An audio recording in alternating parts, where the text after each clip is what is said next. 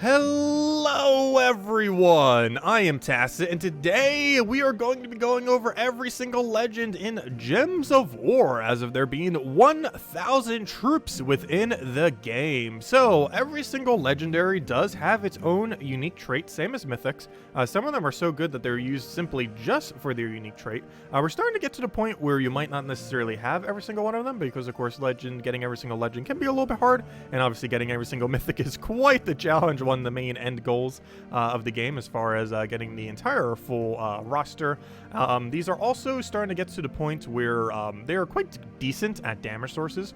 Generally speaking, while a lot of stuff in lower rarity can be good in Gems of War, which is pretty nice, a good majority of viable damage sources are all concentrated within the legends and mythics. There are exceptions to that, like Rowan underneath epics and the such. However, a good majority of them are indeed underneath higher rarity stuff. So let's go and start getting into them. As far as the Aberrath, this is unfortunately a pretty bad way to start into Legends. Pretty dated, just removes all gems. There's literally things that can destroy the entire board and get the full mana for it. And he doesn't really get much of a byproduct from his ability. Overall, his unique trait is ridiculously bad too, and just something that in the current state of the game has kind of been phased out, kind of unfortunate, but not really much of a need to end up using it. Alderfather, on the other hand, pretty decent.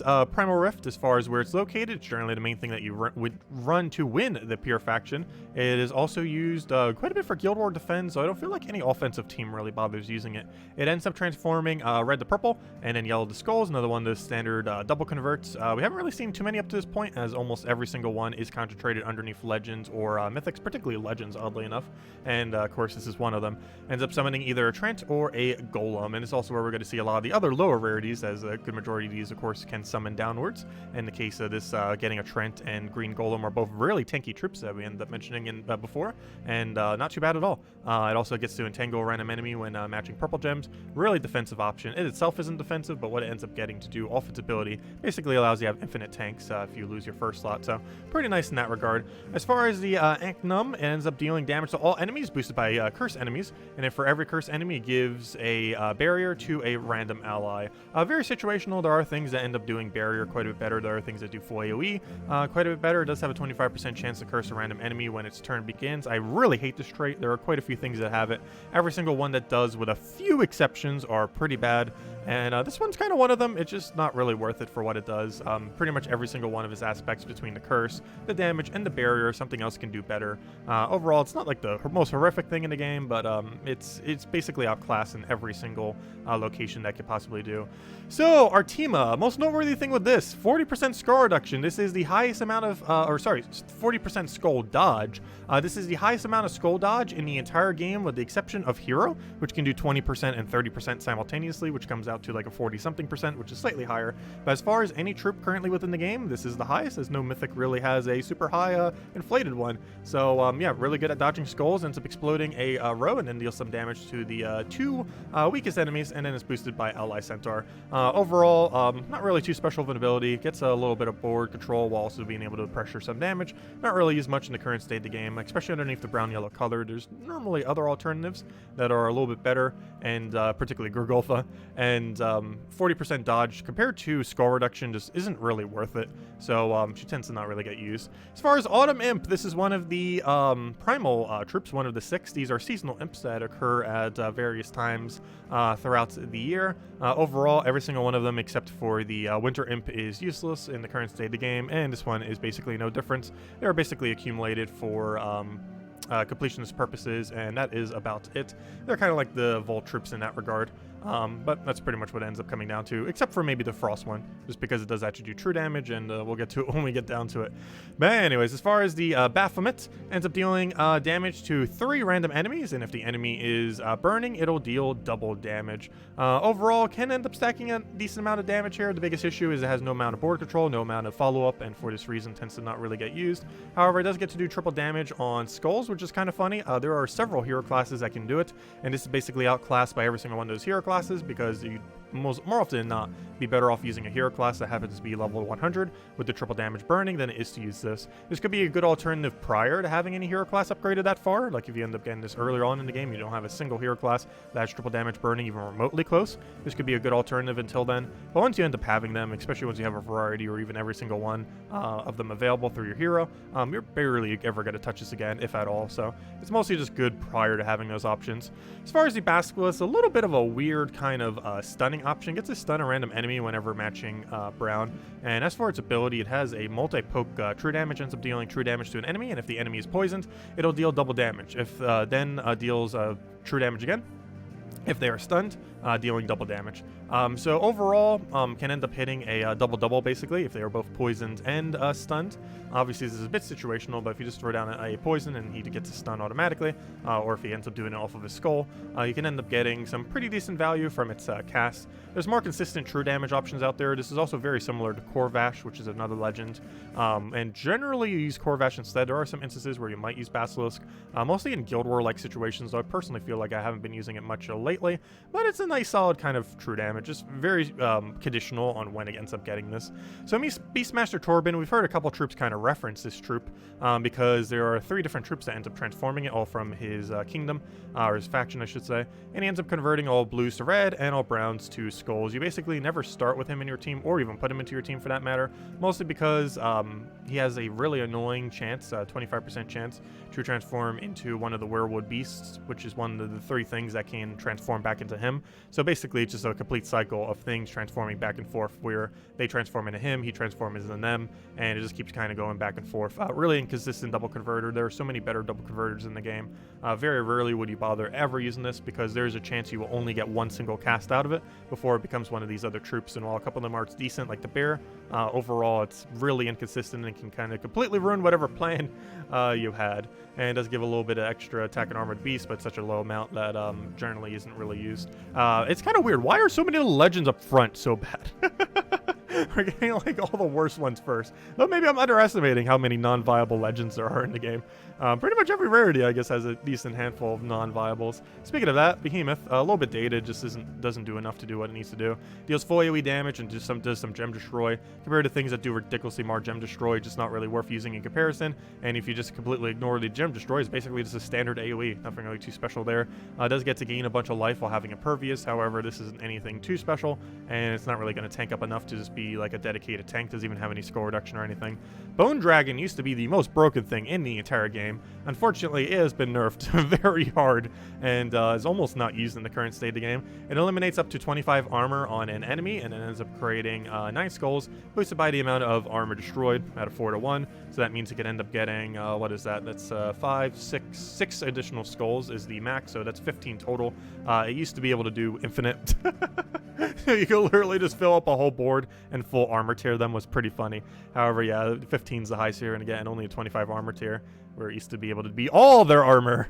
So, yeah, I've seen better days. It's pretty underused in the current state of the game, just compared to other skull spammers. There's so many more consistent things. If you're looking for something that does a pretty similar amount of skull spam, you generally just use something along the lines of Zugoff, if you're actually putting gems on the board, or you use Keeper of Souls, because it's a lot more controlled. One really unique thing that it does have, though, that isn't horrible, and still is just as strong as it's ever been, Inflict in Frozen when enemies deal skull damage to me. This is a rather interesting interaction, because if something takes a extra turn skull, assuming they do not have immune to freeze, they will actually immediately lose their turn. So if they take a 4-time skull, and that is the only means of which they get an extra turn from that move, they will actually lose their turn, because the order in which the freeze applies does it before the check of the extra turn check.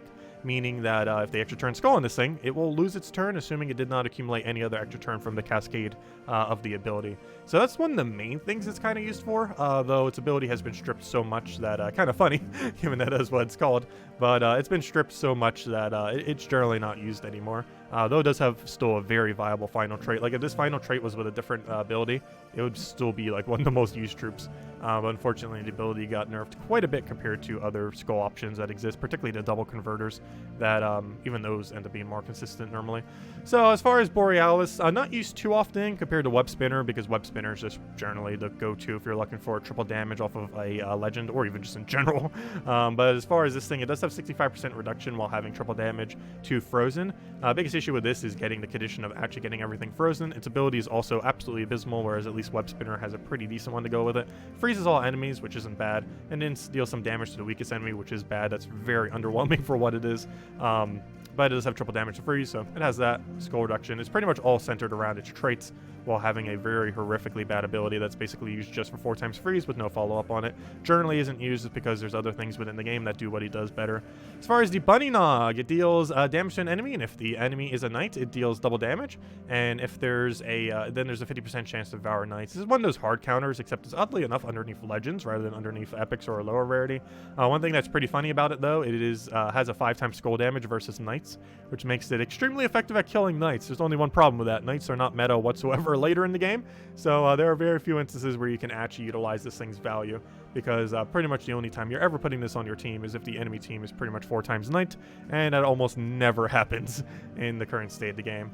Things that do happen though is 4 times rogue, so this thing pretty nice. The first really good trip that we've ever gotten around to as far as these legends. Gosh, yeah, the guy, well, Elderfather was pretty high up there, but I guess second really good one then.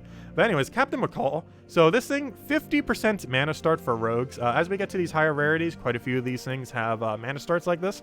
These are very ridiculously strong, because unlike something like a fast trait that only gives half mana start to the troop that has the trait, this gives half mana start to your entire team if you use the same bonus. Not to mention you end up getting synergy from those extra stats from the bonuses, because there's team bonuses for using 3 to 4 of the same typing, or 2, 3, or 4 from the same kingdom, and so on and so forth, so you can get quite a bit of synergy there as well. So why is this thing so good? Not because of its ability. It's mostly because of its final trait. Its final trait can be used with Rogue Spider, basically allowing you to do something like hero class set to Rogue as Corsair, followed by Rope Darts, Dark, what's her name? Mother of Darkness, and then him. And basically the entire thing gets half mana start. You end up getting ridiculously good value from Rogue Spider, which was one of the best ultra rares, as we mentioned, particularly for just looping like crazy. And yeah, it's just really good value. It's the team synergies that ends up making him good. Ever since Rogue Spider came into the game, his value has gone up quite exponentially. He does have an okay ability though. It's very situational. We've seen another trip lower down that had like a 50% chance to devour on blue. However, this one actually has a way to just instantly kill them. So if they are submerged, 100% chance, you just kill them out. So that's pretty nice. This is obviously very, very good, because you don't have to worry about RNG. It just simply kills if they have Submerge. So if you're up against a Submerged team, this can even be used in that context, even if you don't have too many rogues, since it will just auto-kill anything that has Submerge. It also applies Submerge to them if you can mana cycle quick enough to go back around. However, that's generally not as viable as just obviously killing them straight up if they have Submerge. Karnex, I've seen better days. Overall, not really the greatest. There's better mana accumulators out there. He ends up creating 5 skulls and explodes 10 skulls, and then gains a bunch of armor. He does have Impervious going for him. He does have some skull reduction. Also one of the few troops that has both Impervious while having some skull reduction. But overall, actually that one's the skull reduction. That makes him do extra damage off his skulls. Or sorry, based on his armor. But overall, pretty underwhelming, nothing really too special.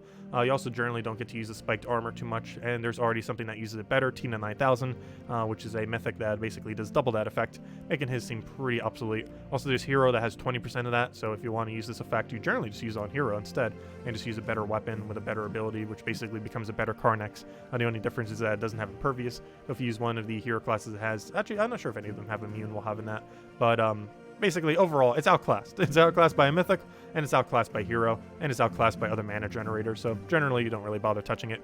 As far as Cedric Sparkle Sack, there's one reason and one reason only you would ever use this, and it's a pretty viable one, though not so much in the current state of game, because Nomapalooza just gives you infinite resources pretty much. But Moneybags, he has 100% extra gold gain. This is vital to any kind of gold boost ratio team if you're using it as a damage source, as well as just for gold farming in general. Generally, gold farming isn't as viable now that Nomapalooza is a thing, However, it is still something that you can do if you need some gold in a pinch. Can still end up doing like 400, 500,000, 600,000 per hour or so. Actually, I think it's closer to 500,000 the current state of the game, but maybe a little bit lower than that. But yeah, he could do some pretty ridiculous gold gains. So even compared to Nomapalooza, still a lot of gold if you want to like donate it to your guild to get more legendary tasks, get more keys, get more resources. Especially technically, it's one of the more effective ways that you can be farming resources while it's not a vault event. So one nice way to do that outside of that, if nothing else. But anyways, yes, really good troop. Basically used only for gold farming. His ability is literally never going to be cast. It is it's one of those instances where it is entirely used just for its final trait and pretty much no other reason.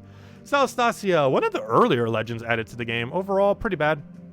Ends up creating some gem of a chosen ally's mana color, and then cleanse and gives them a bunch of life to them. Overall, it's basically a useless buffer that has a little bit of gem spawn. It also gets to gain barrier, however, that barrier is not really going to end up doing much. It also ends up only doing this barrier to itself, if I'm not mistaken, which doesn't allow you to, of course, get it onto the rest of your team. And even if it was to do so, it just wouldn't end up being that much value overall. There's already other things that do that better that aren't Celestia. As far as Chief Dragon, not really something you would use outside the context of just completing out the faction. It just ends up giving attack to itself and all allies below it, and then explodes a row. Overall, pretty underwhelming. There's actually some like ultra rares and stuff that pretty much do what he does better, oddly enough. He does have 50% scroll reduction, but so does a few other things that do basically what that does. And he also gets to inflict bleed onto a random enemy when matching red gems. However, the amount that you would have to do to make that even remotely viable is just so many to the point where you're just not really going to get much value. Just as that skull bleed, but overall, just not really too interesting. He doesn't even have a bleed off his ability to synergize with the other bleed, plus it's not even true damage related, because he doesn't have any way to do true damage, because he doesn't have like the 50% chance skull thingy. Overall, pretty underwhelming, basically just used for pure faction. Chief Stronghorn can be a good way if you don't have Ketris the Bull to have that nice attack life armor boost ratio. There are a few other ways to end up doing this as well that aren't specifically a legend or aren't going up to Ketris, but it's a great way to do so. Also gives all Taurus a bunch of attack and life and armor every single time it does a extra turn, which of course allows them to do this attack life armor boost ratio. It's such a small amount though, and generally is not used, though it's sometimes used as an alternative for some other mythics in place of it until you actually end up getting them. But overall, pretty underwhelming and nothing really too special. Crimson Bat, in this exact same way, it actually has like the Lady on Aerial treatment, where like 6 years ago, this exact ability was one of the strongest, if not the strongest ability in the entire game. However, in the current state of the game, this is very bad. It's just a bunch of true damage with no follow-up whatsoever. It also doesn't even get to heal for the full amount, whereas there is a mythic that ends up doing so. It only has a static 16 heal. It does not heal for the full amount of damage it does, which would have been 120 otherwise, or so, somewhere around there. But yeah, it's just not that good. It does have one interesting aspect to it though, and that is if Divines ever become super meta again, it is a bit of an anti-Divine troop. Not only does it deal double damage to Divines, but it also deals double damage to wounded enemies. Every single troop in the entire game can be considered wounded simply by getting rid of at least 1 HP from them. So if you were to 4 times bleed or cast a true damage full AoE or split damage true damage thing, or do anything that would get them down by 1 HP, it would start doing double damage, meaning it would hit for 4 times skull damage to Divines, meaning if you had Hunters marked and you had them missing with 1 HP, this would deal 8 times damage to anything that is Divine. This thing absolutely destroys Divines. Unfortunately, Divines haven't been like ultra meta. They're still used on teams, but 4 times Divines are relatively rare. Aside from Divine-ish Spalla equivalent combo, that's about the only time you really see 4 times Divine in the current state of the game, so maybe against that. But if it ever does come back, it is going to be very good at countering it. However, that's one of the main gimmicks and pretty much the only thing it really gets used for. It's not really used for its true damage ability. It's almost like it doesn't even have an ability anymore because it's really outclassed by other things that exist within the game, including another legend that's out here. Actually, quite a few legends. But anyways, as far as this thing ends up dealing damage to the 2 weakest enemies, it deals double if it is damage itself. It can end up getting a little bit of value there. The biggest issue, it doesn't have any kind of follow-up, so it doesn't tend to get used too often just because of the lack of follow-up there. It does have 50% score reduction, does get to gain life when an enemy casts a spell, which of course basically gets doubled because if he's damaged, well, that 3 extra damage is going to do 6 extra damage. And because he's hitting 2, that's 6 extra damage is technically going to be 12 extra damage, so it gets to stack up quite a bit as far as how much damage he gets from it. There's just better things that can end up using his magic value though, and generally is not used. Okay, now we're starting to get to some good ones. So Divine-ish Spalla. This thing was nerfed once, twice, but even in its current state, it is still insane. It is so ridiculously strong. It is the only mana start in the entire game that is 40% instead of 50%. It is actually that strong that they actually just nerf it down by 10%. I still wish they would bring it back to 50% because it seems so weird that Divines are the only thing that are off by 10%, and maybe just nerf Divine Spalla's ability even more or raise her mana cost or something. But she used to have enchant. I mean, she used to have cleanse. She still has her chant, luckily. But she ends up transforming reds to skulls and greens to yellows, and then enchants 2 random allies. The amount of mana accumulation you get from this is pretty insane. It's also one of a few double converts that feed directly into itself. As you can see here, it ends up creating yellow, and it uses yellow, so it gets to feed directly into it. Obviously, it itself also counts as divine, and there are a lot of really good divine mythics out there, as well as a few good divine legends. Overall, really great standard double converter, used mostly with Quillen. However, there are a great number of divine teams that you can end up forming around her if you so choose. Speaking about things that divine synergize with it, we have ourselves Davinia over here. This is a pretty good exploder cleanser. It actually invalidates quite a bit of other cleansers. I don't feel like I use it too much, generally because of B-Tricks end up existing. However, this explodes all red gems and then cleanses all allies and then gives them a bunch of life. If you specifically need a life boost ratio for something, it ends up working out pretty well. It's also a good way to bulk up while kind of staying safe. It also has a cause a random positive stats effect whenever you end up doing an extra turn on a random ally. So overall, pretty decent. I do feel like it's not used too much these days, just because there's other things that do specific things that it does a little bit better. But overall, still really well-rounded support troop and really still good at doing that role. Dracos 1337, pretty underwhelming in the current state of the game. It ends up silencing, stunning, and draining mana from an enemy, and then there's a small chance it will just end up killing it. There are basically legends and other things that can basically just straight up just kill, almost guarantee off their ability without needing to worry about all that other stuff. So overall, not really too good. He also has a pretty underwhelming final trait. It just decreases a random enemy's magic by 2 every single time it extra turns. Nothing really too special. It does have Impervious going for it. Overall, it's just way too luck-based and doesn't get enough value for how much mana cost it is. Plus, it has absolutely no board control whatsoever, meaning it's generally outclassed by things that can end up controlling the board. Next, we have a Duelin. This thing ends up dealing some damage to an enemy, boosted by ally and enemy deaths, and then kills either the first enemy or the first ally.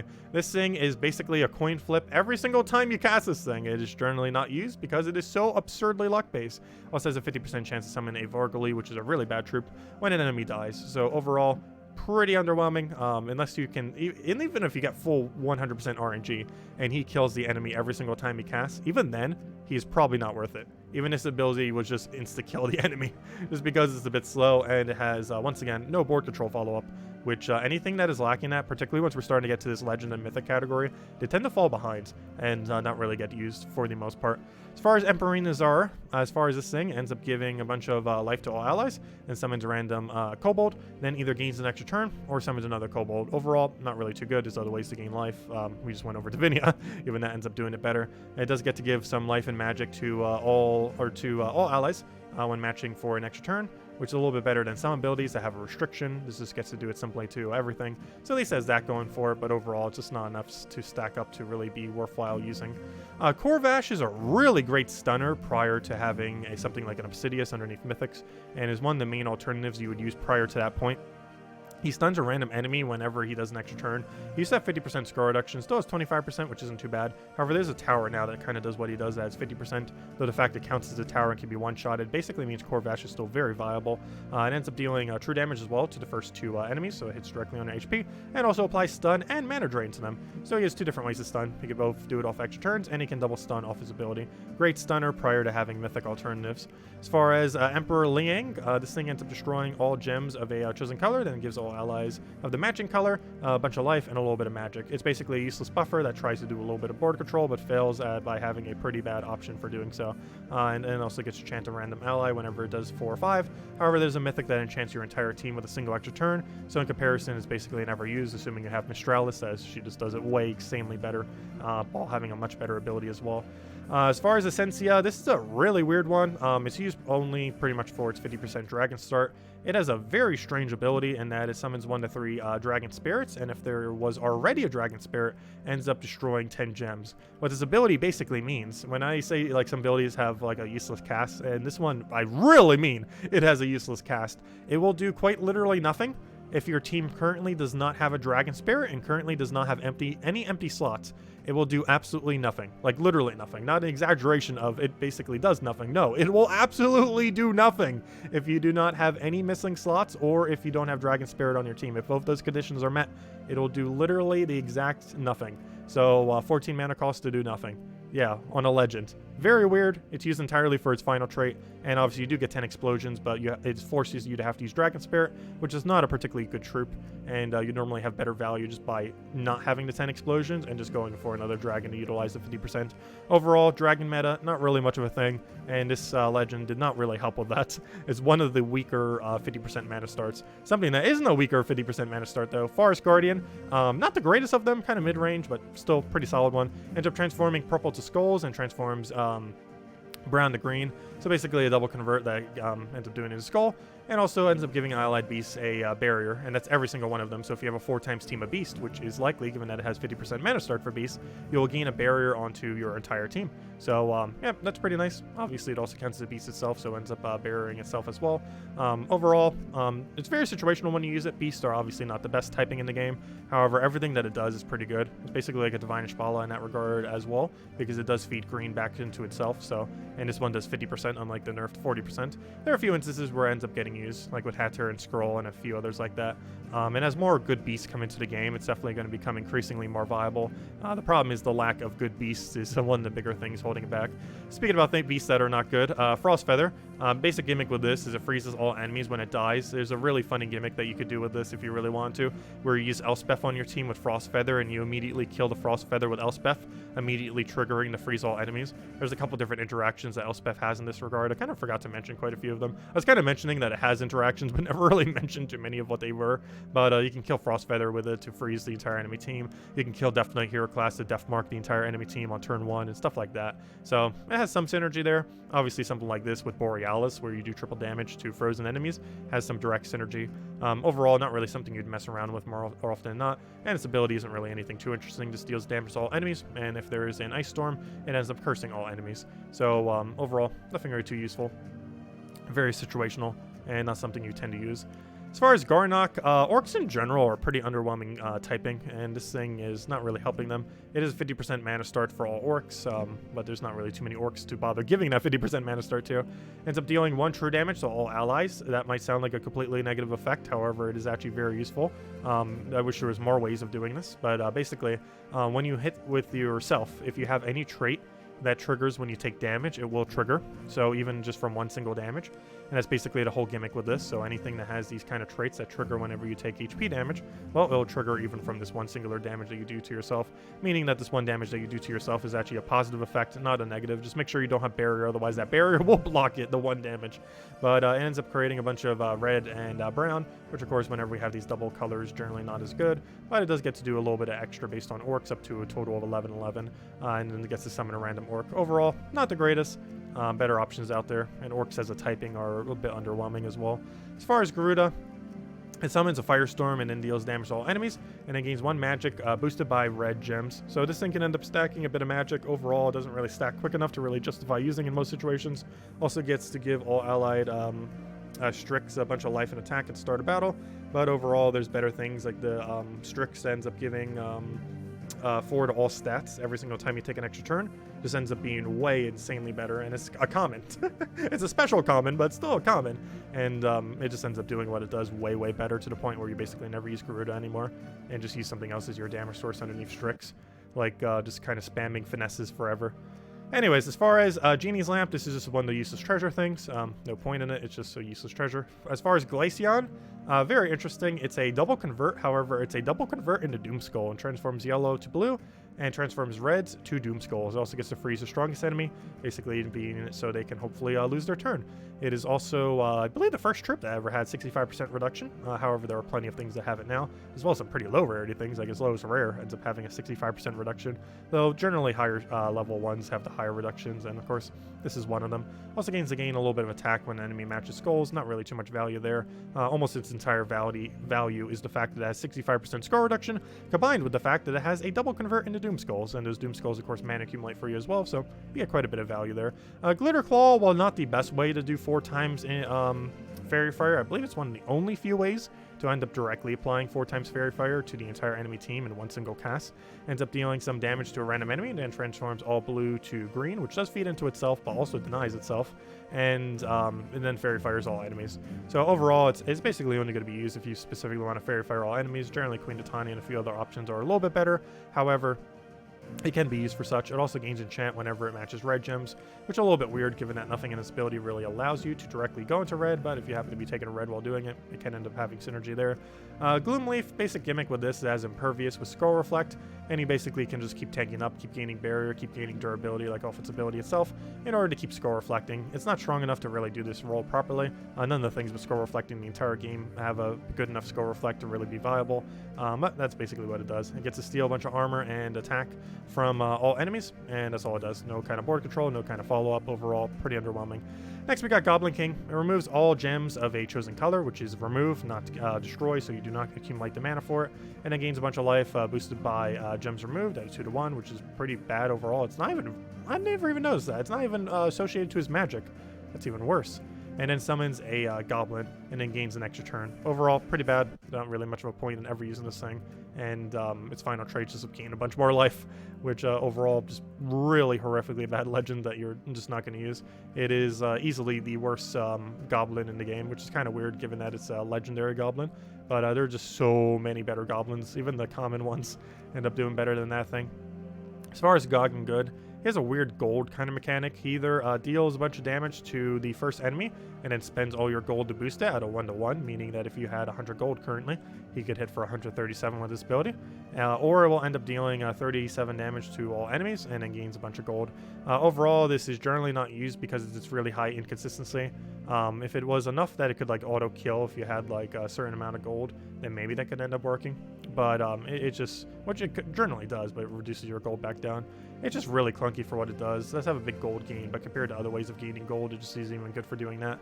Plus, it's technically one of the few troops in the game where it can actually lower the amount of resources that you get at the end of a battle. For example, if your final blow is done off of him getting gold sunk to 0 while doing the boost ratio damage, you will have 0 gold instead of whatever you had previously, like max gold. And yeah, it'll just end up basically effectively reducing the amount of gold you get for the battle, which just seems really weird. Anyways, Gorgolf, a pretty standard troop for almost the entire history of this game. While it has been a lot more meta in the past, it has never stopped being decent. Main gimmick with it is that it has a 75% score reduction, which is the second highest in the game. However, it is the most viable troop that has this high of a score reduction. Main reason why it is viable is it gets to explode a bunch of gems while having cleanse. It basically gets to do a full board clear, which is for 50% mana accumulation, which is a little bit different than destroying the entire board for 100% mana accumulation, but it also gets to cleanse itself, so you don't have to worry about many stats effects. Overall, not the greatest things in the current state of the game, but definitely just a solid tank. If this was like the only thing you had to tank, you'd be perfectly fine. But there are better options these days, but still a really great option nonetheless. As far as Gruz the Undefeated, or Gruz the Undefeated, ends up dealing damage to an enemy and then curses them and inflicts 2 to 4 stacks of bleed. The reason this thing is undefeated is because no one has ever bothered facing it because it is so bad. And no one bothers using it. That is why it's undefeated. It ends up gaining a bunch of mana and an enemy dies. Or when an enemy dies. So overall, nothing really too interesting. You'd have to get 2 kills for it to even get its mana back. If it got like all of its mana back when it got a kill, that's a different story. And even then would still probably be pretty bad. But I don't know, nothing special. Heart of Rage, this is one of those tarot card troops. I'm not really sure what to call them. I guess you'd call it a tarot card troop. It's one of the ones added from one of the past seasons. There are 4 or 5 of them currently within the game, and this was the very first one that ever came out. It just enrages all allies and all enemies. Nothing really too special with it. It has a bit of score reduction. It's used almost entirely just to craft Enrage Karendare. However, it does not get consumed when you craft it. But that's pretty much its whole gimmick as far as how you end up using it or why you would end up getting it. Overall, it is pretty bad. However, unlike the other ones, this one is associated to the Vault. The other tarot cards are actually worth getting just for the sake that they can upgrade kingdoms, because every single one of the other ones are associated to a kingdom. This is the only one of like the tarot card like troops that currently is not associated to it. It's associated to the Vault, meaning it's basically useless because there is no Vault kingdom. So yeah, it's basically just used to craft the useless Enrage Karendare Doom troop. Anyways, as far as Hive Mind, this is really good in context of the faction, pretty bad outside of it. Ends up stealing a bunch of magic from an enemy and then shifts it into a random skill on all allies. You can get lucky and get this onto something like magic, steal magic, and then get it into magic. It can be an okay way of just reducing the enemy's magic as well. However, the fact that it has no board control whatsoever makes it a little bit underwhelming. It does give all monster allies a bunch of to a random skill as well every single time it extra turns. However, there aren't too many good monster synergies in the current state of the game to really justify using it. What does have some pretty decent synergies though is Holy Stain Astra. 50% mana start to all humans. There is one really noteworthy team that makes her basically one of the better 50% mana starts, and simply that team alone is enough to make it really good, and that is Tesla. Tesla counts as human. Tesla does absolutely insane amount of damage that scales through the entire game. This thing gives it half mana start, which gives it 7 out of its 15 mana cost. So overall, pretty good. One other thing that's a nice synergy with Tesla is that it ends up giving life and armor, with the armor, of course, being used directly for Tesla's damage increase. And that does it to all allies, so the amount of damage increase is quite substantial, and ends up creating a Light Storm that then enchants all humans. The Light Storm's not as useful, however, enchanting all humans like Tesla, while also having a pure team of human, because you're half mana starting them anyways, pretty decent. Biggest issue that it has is no board control, but aside from that, pretty solid, and really great 50% mana start, among one of the better ones within the game.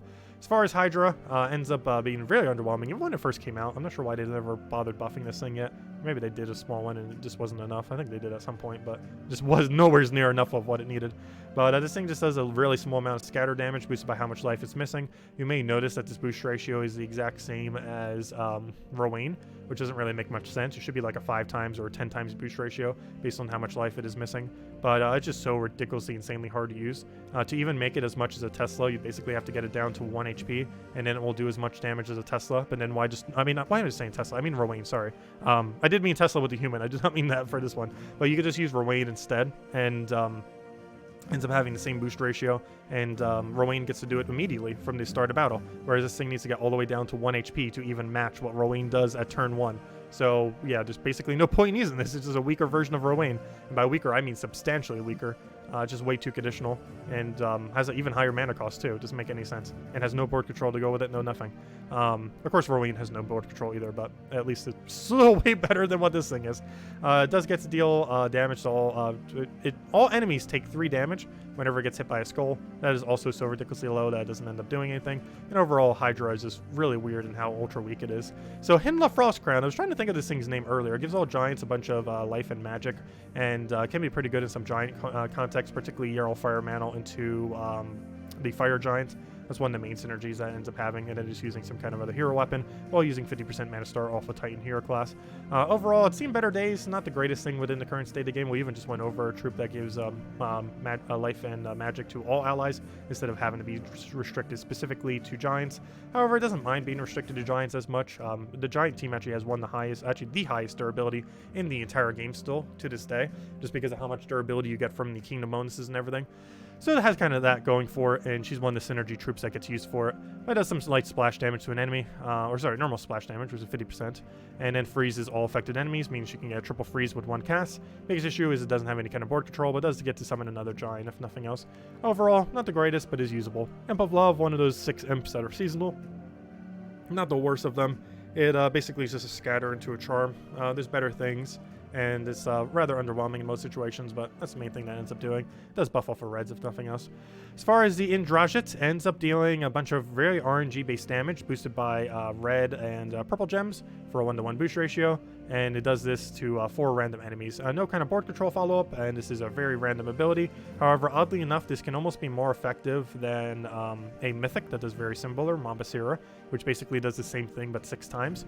The reason why this is a little bit more effective is because of what his final trait is. It curses burns a random enemy when matching for an extra turn. So if you're using this with like some kind of triple damage burning hero class, or using it more so for its curse with some kind of other synergy, can end up being pretty good. One other interesting thing about a curse burn synergy is, let's say you are doing a triple damage burning hero class and they have impervious, which will have immune to burn on it. One thing that this will do is, since it has curse and burn, it will still be able to apply burn immediately to the enemy. So you'll be able to get the curse on it, it will just immediately burn, and then you can get your triple damage burning even if it has immune to burn. So it has that kind of gimmick synergy going with it. Overall, not too bad. Very situational when you would use it though, and generally you're going to get better value just from using a Zugoff in a similar team. However, if you don't have a Zugoff yet, it can be an okay alternative if you want to kind of go down that triple damage burning hero class, but it does get outclassed by Zugoff once you eventually own him. As far as Inferno King, converts a bunch of green gems to skulls and brown gems to red. Does a little bit of scatter damage. Scatter is mostly just to get rid of the barriers at that point, and it basically just does a standard double convert. Overall, nothing too special. However, he does have a very annoying trait where he has the chance of resurrecting back into himself, meaning he could theoretically resurrect back into himself an infinite number of times, depending on how unlucky or lucky you are. Lucky if he's on your team, unlucky if it's on the enemy team.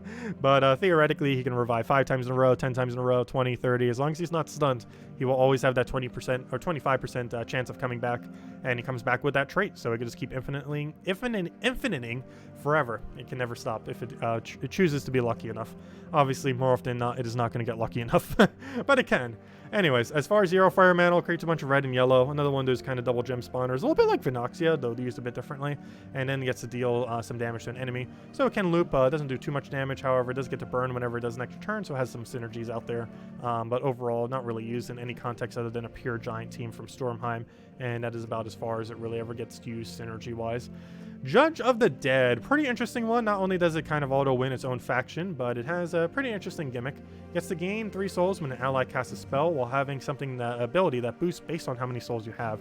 So it deals damage to all enemies boosted by its souls.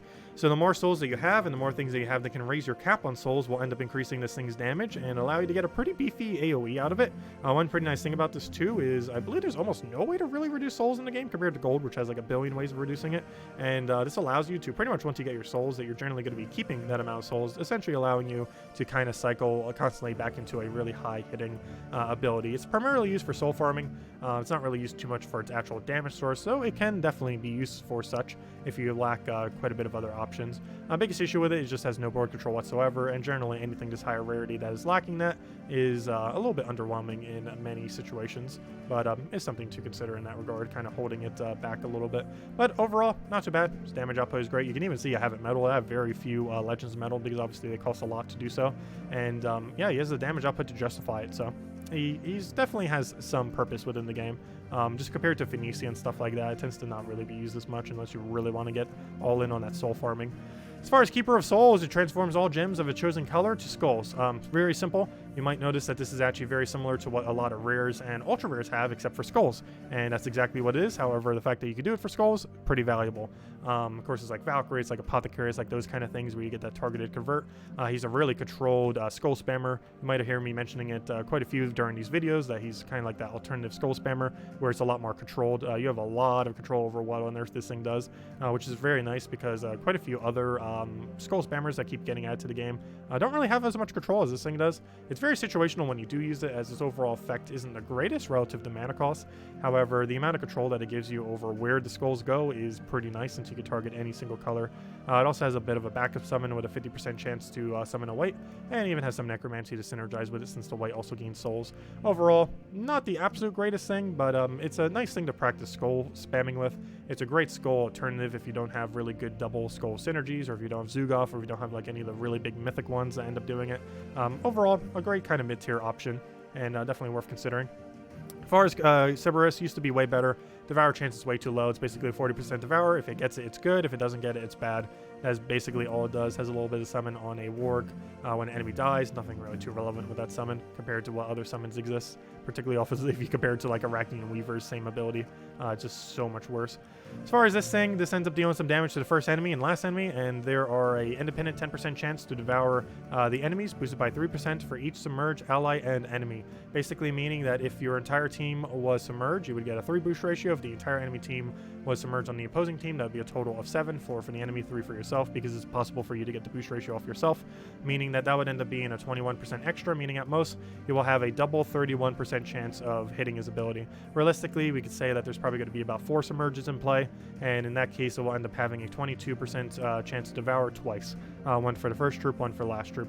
Overall, too inconsistent to bother using. There's another mythic that's actually kind of like this that is just way too inconsistent as well, where it has a chance of devouring, I believe, 25% to the one up below and above, where if it gets those devours, it tends to be good, but if it doesn't get those devours, it tends to be bad. A lot of these RNG-based devour troops tend to be like that, where generally they're towards the bad side, because they generally don't roll their devour that they end up needing. So, yeah, and all it has is just gain 10 life whenever it gets next turn, which oddly enough is actually the same one that Behemoth has. However, it uses is a little bit better because this one actually has skull reduction, though it doesn't have impervious, unfortunately. It also gets to submerge itself whenever it takes damage, so it has that going for it. However, it does not get to boost ratio off its own submerge in the current state of the game with how it works.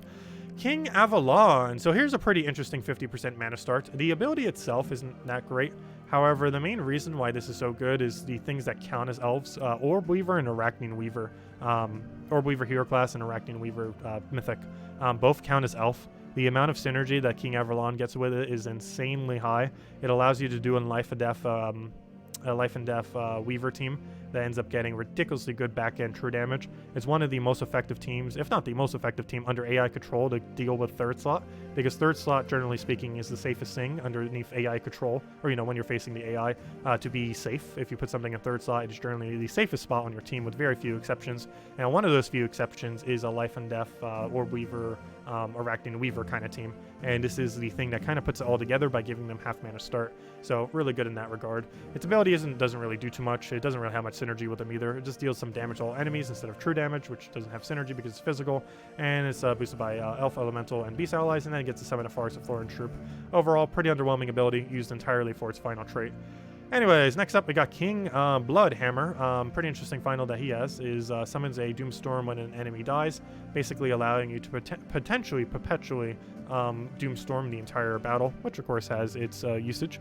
As far as the ability itself, it gets to deal damage to the two strongest enemies, and then transforms all blues to Doomskulls, and can end up getting some value there. Overall, I don't feel like it's used too much. If you're going to be using it, you're probably using it more so for its final trait, while being able to get maybe one cast off on its ability, and kind of using synergy that way. So, King Gob Truffle. This thing, even after its nerf, is still the best infinite loop in the entire game, out of anything, out of any rarity, out of anything. It is the best, most consistent infinite loop in the entire game. Is it a bit towards the slower side? Yes. However, it is infinite damage per turn with something like a Forest Troll double truffle. It is very ridiculously good in that regard. If you're looking to just not lose and don't necessarily care about the rate at which you win at necessarily, this thing is probably one of the best things you could really do. It is usable for Blue Guild War as well, so you can run Forest Troll, double King Gob Truffle, and Mirage Queen, and do that in offensive Guild Wars and not be penalized at all, because you only get penalized if you do it defensively, using multiple, not offensively. There's that kind of synergy. You can do it with Delves and just kind of auto-kill through there, where you do Forest Troll, double Truffle into like Hero with Warden, so you have Dispel to get rid of Submerge and stuff like that, and it's just really good. It deals damage to all enemies. It creates a mix of green and brown, which generally isn't too good, but it's also boost that based on how many poisons and disease enemies are. However, the main thing that puts this all together is it is a goblin. Because it is a goblin, it gains an extra turn. Because it gains an extra turn, that means you get to accumulate mana, not only mana, but mana back into itself, while also doing damage to all enemies, while also having boost ratio, while also having disease, while also having the guarantee extra turn. So, yeah, you're accumulating mana, you're getting a guarantee extra turn, you're doing a lot of damage to everything, and you're diseasing the entire enemy's team. So if you somehow do eventually just drop, they're just going to be getting a lot less mana. It can infinite pretty consistently, though, especially if you have a green storm to go with the combo. The only times where he tends to drop his move is if you don't have something like a Forest Troll to really end up holding it down. But overall, just absolutely insane. And you do get that Mirage Queen synergy there too, because you can half mana start off of that, so it only has an 8-9 starting mana instead of needing a whole full 18. So yeah, really great. One of the best troops in the entire game. Not necessarily the quickest option, but one of the safest options you can really consider in almost every game mode within the game. Obviously, it's hard countered by freeze, but a lot of things are. But you can end up putting a Beatrix on your team and kind of do it. Instead of double Truffle, you could do Beatrix and a King Gob Truffle and kind of mix it too. A little bit weaker damage-wise, a lot weaker loop-wise. However, it can be used as a alternative to kind of combat freeze. As far as King Gob Truffle, I mean, as far as King Highforge, my bad. He's okay. He's a 50% mana start for dwarves. Very situational when you would use it. However, he does have some implications. He does have a double stun, kind of like Korvash, except it's back hitting with physical damage, and it's boosted based on how many dwarves you have, and it gets to summon a random dwarf. Very situational, and obviously you're pretty much only using it if you're using a pure dwarf team. So has its use in that regard, but Beyond Dwarf Synergy, you're basically never going to be using it. As far as King Mccall, ends up gaining Enrage when matching for brown gems, exploding a row and dealing damage to all enemies, and then extra if there's an Enrage. Overall, nothing really too special. It's pretty much just a standard AoE that has a little bit of extra mana accumulation on it. Nothing really too special as far as what it ends up doing. Quite a few troops do actually something pretty similar at lower rarities, except it does have a little bit of better damage output, but even that's still underwhelming compared to other things that exist. As far as King Minnows, it deals heavy splash damage, which is 75% to adjacents. To an enemy. It then stuns all enemies affected, meaning that it can, in theory, get a triple stun every single thing that it touches, and then jumbles the enemy team, which allows you to basically just get rid of whatever order they currently have. This is very situational. However, if you're looking to jumble the enemy team, I believe this is the strongest option that has a full jumble on it. If you're looking for a single jumble, you generally do like a rope dart or something else along those lines. However, if you wanted a full team jumble for whatever specific reason, I'm pretty sure this is the most viable thing that currently has it. Overall, it's not the greatest, but it does have 50% mana start to all Tauruses, which is actually the only 50% mana start in the entire game that has 2. You can also do this off the hero class. The Shaman hero class has it. However, you can also end up doing it off of this troop, so it has that synergy there if you're going to be doing it with like Ketris and stuff like that. Normally you would use the hero instead, which is one of the reasons why this thing tends to almost never get used, because if you're going to bother doing that mechanic anyways, you're generally going to be using hero for that mechanic off of Shaman hero class, since you have access to any weapon in the entire game, while also having all the benefits that hero has. But this is the other alternative if you want to end up doing it, or if you don't have your Shaman max. But then again, you only need it fully traded on either of them, so never mind. Regardless, it's basically an alternative to using that hero, if nothing else, and normally the hero is chosen instead, which means King Minnows generally isn't used as much. As far as King of Thieves, apparently we reach all the kings. Deals damage to an enemy, and then gains 3 to all skills boosted by gold. Overall, nothing really too special. Outside the context of the faction, it's not really something you'd ever really bother touching. It ends up doing nothing really too relevant off its final trait either. It just gains a bunch of gold when it takes damage. Nothing really too interesting there. There's better things out there. King Salinas, very situational, used almost entirely for the fact that it has Impervious plus 50% mana start to Wild Folk. Generally, Wild Folk teams don't end up building into this just because he's very clunky in a lot of the actual good Wild Folk teams. Like, oh gosh, I forgot her name all of a sudden. Gosh, what is her name? The Wild Queen. When you end up getting the attack steal and then getting all the skull spam in the green. It just doesn't really have the synergy to really bother justifying it, even though it has that 50% mana start. But deals some splash damage, has a little bit of burn, has that boost ratio based on the Wild Folk allies. Gets to steal a little bit of magic, though it's pretty minuscule. Overall, nothing really too special. Things like Yalgway does basically what it does quite a bit better, and you generally don't even bother using the 50% for things that it does synergize really well with, or not synergize really well, but you know, the things that really need the 50% mana start. This thing just has a weird enough ability that you don't even bother using it with it more often than not. Anyways, as far as Kraken, it ends up dealing damage to 2 enemies, the last 2 enemies, and then creates 8 blue gems. Then there's an independent, a 35% chance to hit or devour the very last enemy. This used to be quite a bit higher of a devour, and it was nerfed quite a bit in the past. In the current state of the game, it's just not really worth using compared to other options that exist. Also gets to deal damage to all enemies, which you can just kind of keep spamming, kind of keep poking them that way. However, there are better ways of doing that to the point where you wouldn't really bother with it. You'd be able to get a lot more value off of using Iron Hawk. Compared to this thing, so it's kind of been phased out a little bit compared to other options that exist within the game. As far as Krampus, this deals damage to an enemy and submerges them or devours them or transforms them into a daemon and knock them to the back. This is another one of those basically billion RNG related things that just basically is never worth using. It's just way too luck based as far as all the things that it ends up doing.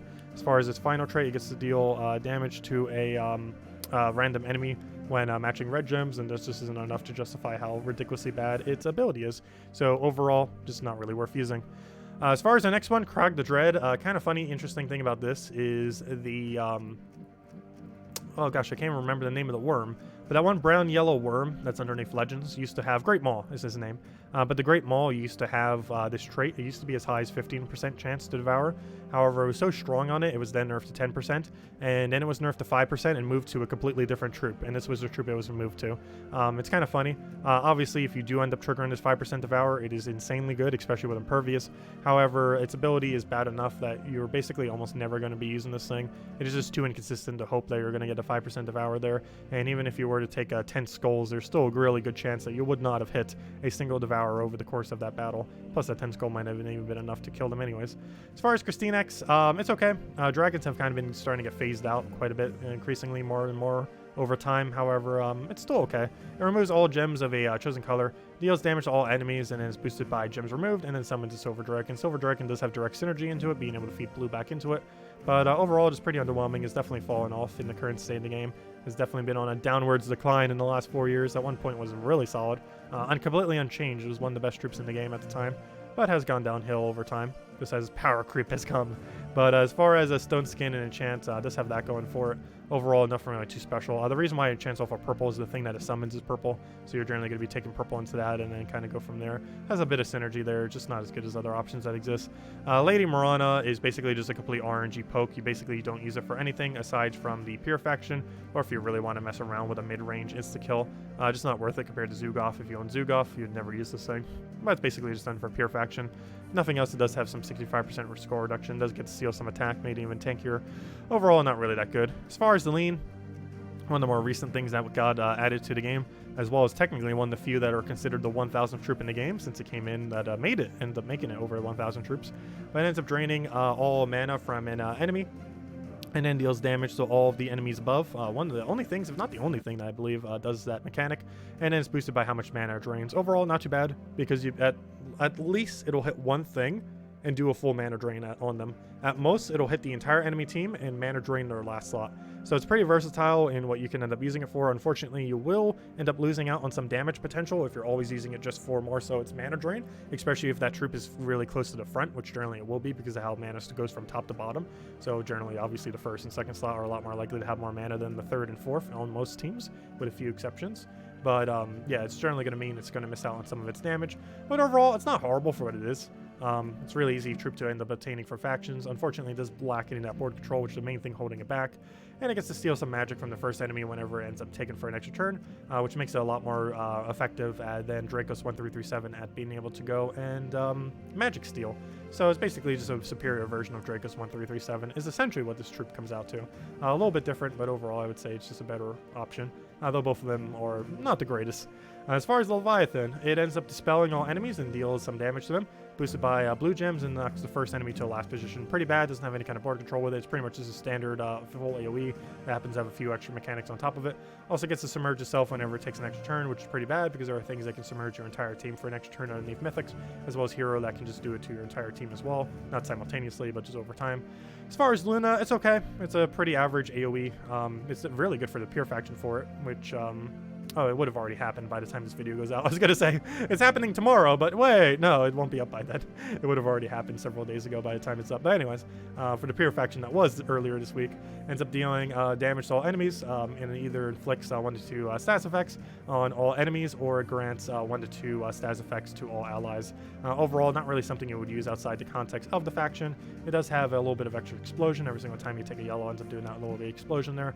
Overall, not really the greatest. Doesn't have any kind of board control, and kind of gets phased out. Pretty much any of those AoEs that don't have board control, while they can be okay, they tend to be not as good as things that have the potential to loop like Truffle and such.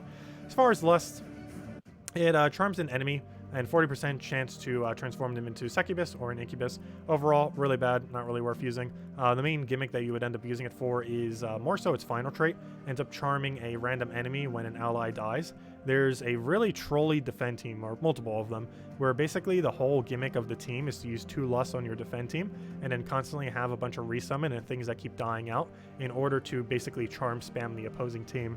It is a very annoying PvP team to deal with that generally you want to use Obsidius or some kind of similar stunner just to make sure this team doesn't go ultra annoying out of nowhere. However, that's basically its only gimmick, and it doesn't really have much value beyond that. It also still has all the issues that Charm has, and that it has a gap when it ends up killing. So even if it ends up doing a lot of damage, it's still going to have an issue killing the last 2. And given that you need 2 lusts to really fully utilize how much damage you can do at a quicker pace, it's just generally not worth using. And yeah, it's a very gimmicky troop, but it generally just does not do enough to really justify using. As far as Flaraza, it deals damage to all enemies, or jumbles the board and gains an extra turn, or explodes 7 gems. This is from the Ultra RNG Kingdom, and you basically never want to touch this thing. It does have Madness Storm, which I believe is blue-purple, if I'm not mistaken. However, beyond that point, you'd basically never want to use this thing, unless you desperately wanted that storm for whatever reason. As far as, actually, and it does it every turn, right? Yeah, it does at the start of every single turn, so you will always have it. As far as Magnus, it's pretty much outclassed by Essence of Evil, but it's basically a full AoE to all enemies, boosted by diseased and poisoned enemies, and then diseases and poisons all enemies. So, it's kind of basically like a weaker Truffle and weaker Essence of Evil simultaneously. Its ability is weaker than Essence of Evil, or its ability is weaker than Truffle, and its final trait is weaker than what Essence of Evil does, where it just inflicts a random stats effect on 4 times or 5 times matches. Overall, nothing really too special, just have Impervious going for it, but it's basically outclassed by those other 2 options, and for that reason tends to almost never get used. Speaking about something that never gets used, it does have a rather unique, interesting thing. It has the highest spell reduction in the entire game at a 75% spell reduction. The problem is everything else about it is pretty bad. Ends up creating some blue gems, boosted by frozen enemies, so it can get a maximum of 14 blue. So in that regard, can end up being okay, but its higher mana cost ends up making that a little bit harder to use compared to lower rarity things that can end up doing it for around like 10, 12, and still do something similar for how many blues it creates. And then ends up dealing damage to the first and last enemies, boosted by blue gems that are on the board. So overall, it ends up being pretty underwhelming for the most part. Gets to do like a little bit of poke damage, has the potential to do a lot of blue, but you would need a way to kind of synergize back into it. It's not really gaining any kind of offensive capability either from its traits, and it's very rare that you'd specifically need a 75% reduction. It also effectively has less reduction than Tina 9000. Even though Tina 9000 has a 50% spell reduction, it has a way of gaining armor, so if it's up against physical related spell damage, it is actually tankier than Matron Dragatani, just because she does not specifically have any way to increase her durability off of her ability. She has no life gain, she has no armor gain, so it doesn't get to really synergize much with that compared to some other options that exist within the game. So overall, not really that good, and I don't think I've ever used it since it has come out. It's just way too situational. As far as Matron Valine ends up dealing damage to an enemy, there's a 10% chance to kill them, boosted by curse and webbed enemies. So kind of another one of those insta-kill ones from factions, kind of like Lady Mirana. It's basically the same premise. Main noteworthy thing that it has is a curse web, where you end up applying both of these 2 mechanics, and you end up getting that down, and it basically allows you to always make sure you end up getting a web onto the opposing team. This is particularly good for something like a web spinner, of course, where you'll basically be able to guarantee essentially triple damage everything, regardless of what kind of effects they have. So it kind of has that kind of thing going for it. It also can somewhat synergize with that one common that has double damage to webbed and double damage to frozen, because you can end up having the curse, you already have the web, you just need to get freeze off of something else, and then boom, 8-time damage if you could just get the hunter's mark in there too. It's just so much setup to bother using it, but it's technically something that can be done with it if nothing else. Overall, very situational, and is generally outclassed by other things that can do curse or web independently, and its insta-kill ability is just pretty underwhelming for what it is, and no extra board control or anything to go with it. As far as Medea, deals damage to all enemies, and then enchants all ally daemons, and barrier all ally mystics, not mythics but mystics, and then it has a mystic extra magic gain whenever it does extra turn. Overall, pretty underwhelming. Once again, no kind of board control. Anything that generally lacks this at this higher rarity tends to not really ever get used, just because the board control options are way stronger, which kind of leaves a lot of these just kind of useless, unfortunately. As far as Moloch, very dated troop. It's basically just a single target full mana drain. There are so many lower rarity things than him that just do what he does better. He does get to do some true damage with it, but that's about it. Drains all mana from an enemy, deals some true damage, and is boosted by mana drain at a 1-to-1. It's generally not going to be anywhere remotely enough to kill. It does have a full mana drain, but it's a pretty expensive one at that compared to many other ones that exist within the game. It also has a very dated enemies lose 1 skill point whenever it does an extra turn, which is a very, very small amount of reduction. As far as the ability, there's even a mythic that has literally double the effect, and even that's 100% useless in many situations, and having half of that is even worse. As far as Nimue, has a double convert. However, it's a double convert I feel like doesn't get used much. It has some really weird synergies, and by weird synergies I mean almost no synergies. It transforms yellows to skulls and red to purple, and then silences the 2 strongest enemies. This has a lot of potential to be good into the future. It just never has really developed into a meta team of any kind. Its final trait ends up stealing some life from the first enemy whenever matching green gems. A couple other things have this, like Iron Guts doing Alpha Brown, stealing some life and stuff like that. Nothing really too relevant. It's mostly used if you're going to be using it, obviously, for its double convert. However, the synergies for it are a bit lacking in the current state of the game, but as more troops come out, obviously more synergies develop. As far as Nocturnia, ends up dealing damage, heavy true damage splash. Damage to an enemy, which means even the adjacents of the 75% will also do true damage.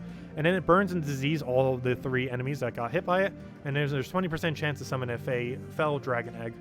Overall, not really used compared to other better true damages out there. It doesn't have any kind of board control, so you're pretty much only used in the context of the faction, and that's about it. Also has a 50% chance to summon a Fell Dragon Egg with full mana on death.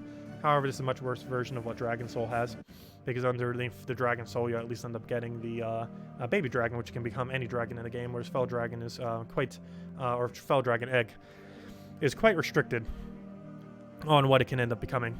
As far as the next one is the Nutcracker. We got this, I believe, 2 holidays ago. Ends up eliminating all armor from an enemy, and then explodes all gems of one of the enemy's colors, and then explodes all the stone blocks. Overall, nothing really too interesting here. There's just better armor eliminators out there that basically makes this thing completely obsolete. Does get to give a bunch of armor to all mechs when matching for an extra turn. However, it's not really enough to justify ever bothering to use the thing. Next up, we have the Nair Mill. This thing does some true heavy splash damage, kind of like the other one, to an enemy, and then is boosted by stone blocks at a 6x boost ratio. Then explodes all stone blocks and then creates 3 more stone blocks. A little bit of a weird mechanic, however, it's kind of like one of those stone block kind of synergy troops. There is currently no really proper stone block synergy as far as the block blocks. However, if it was ever to develop, he could become a little bit better. The boost ratio isn't necessarily that bad. It's just so ridiculously hard to kind of get stone blocks onto the board in the current state of the game. It does also get to stun a random enemy when an enemy casts a spell, which I hope they add this for a lot more mechanics like freeze and such, as it has a lot of potential. Basically, this gets to auto counter the enemy team as they are going crazy.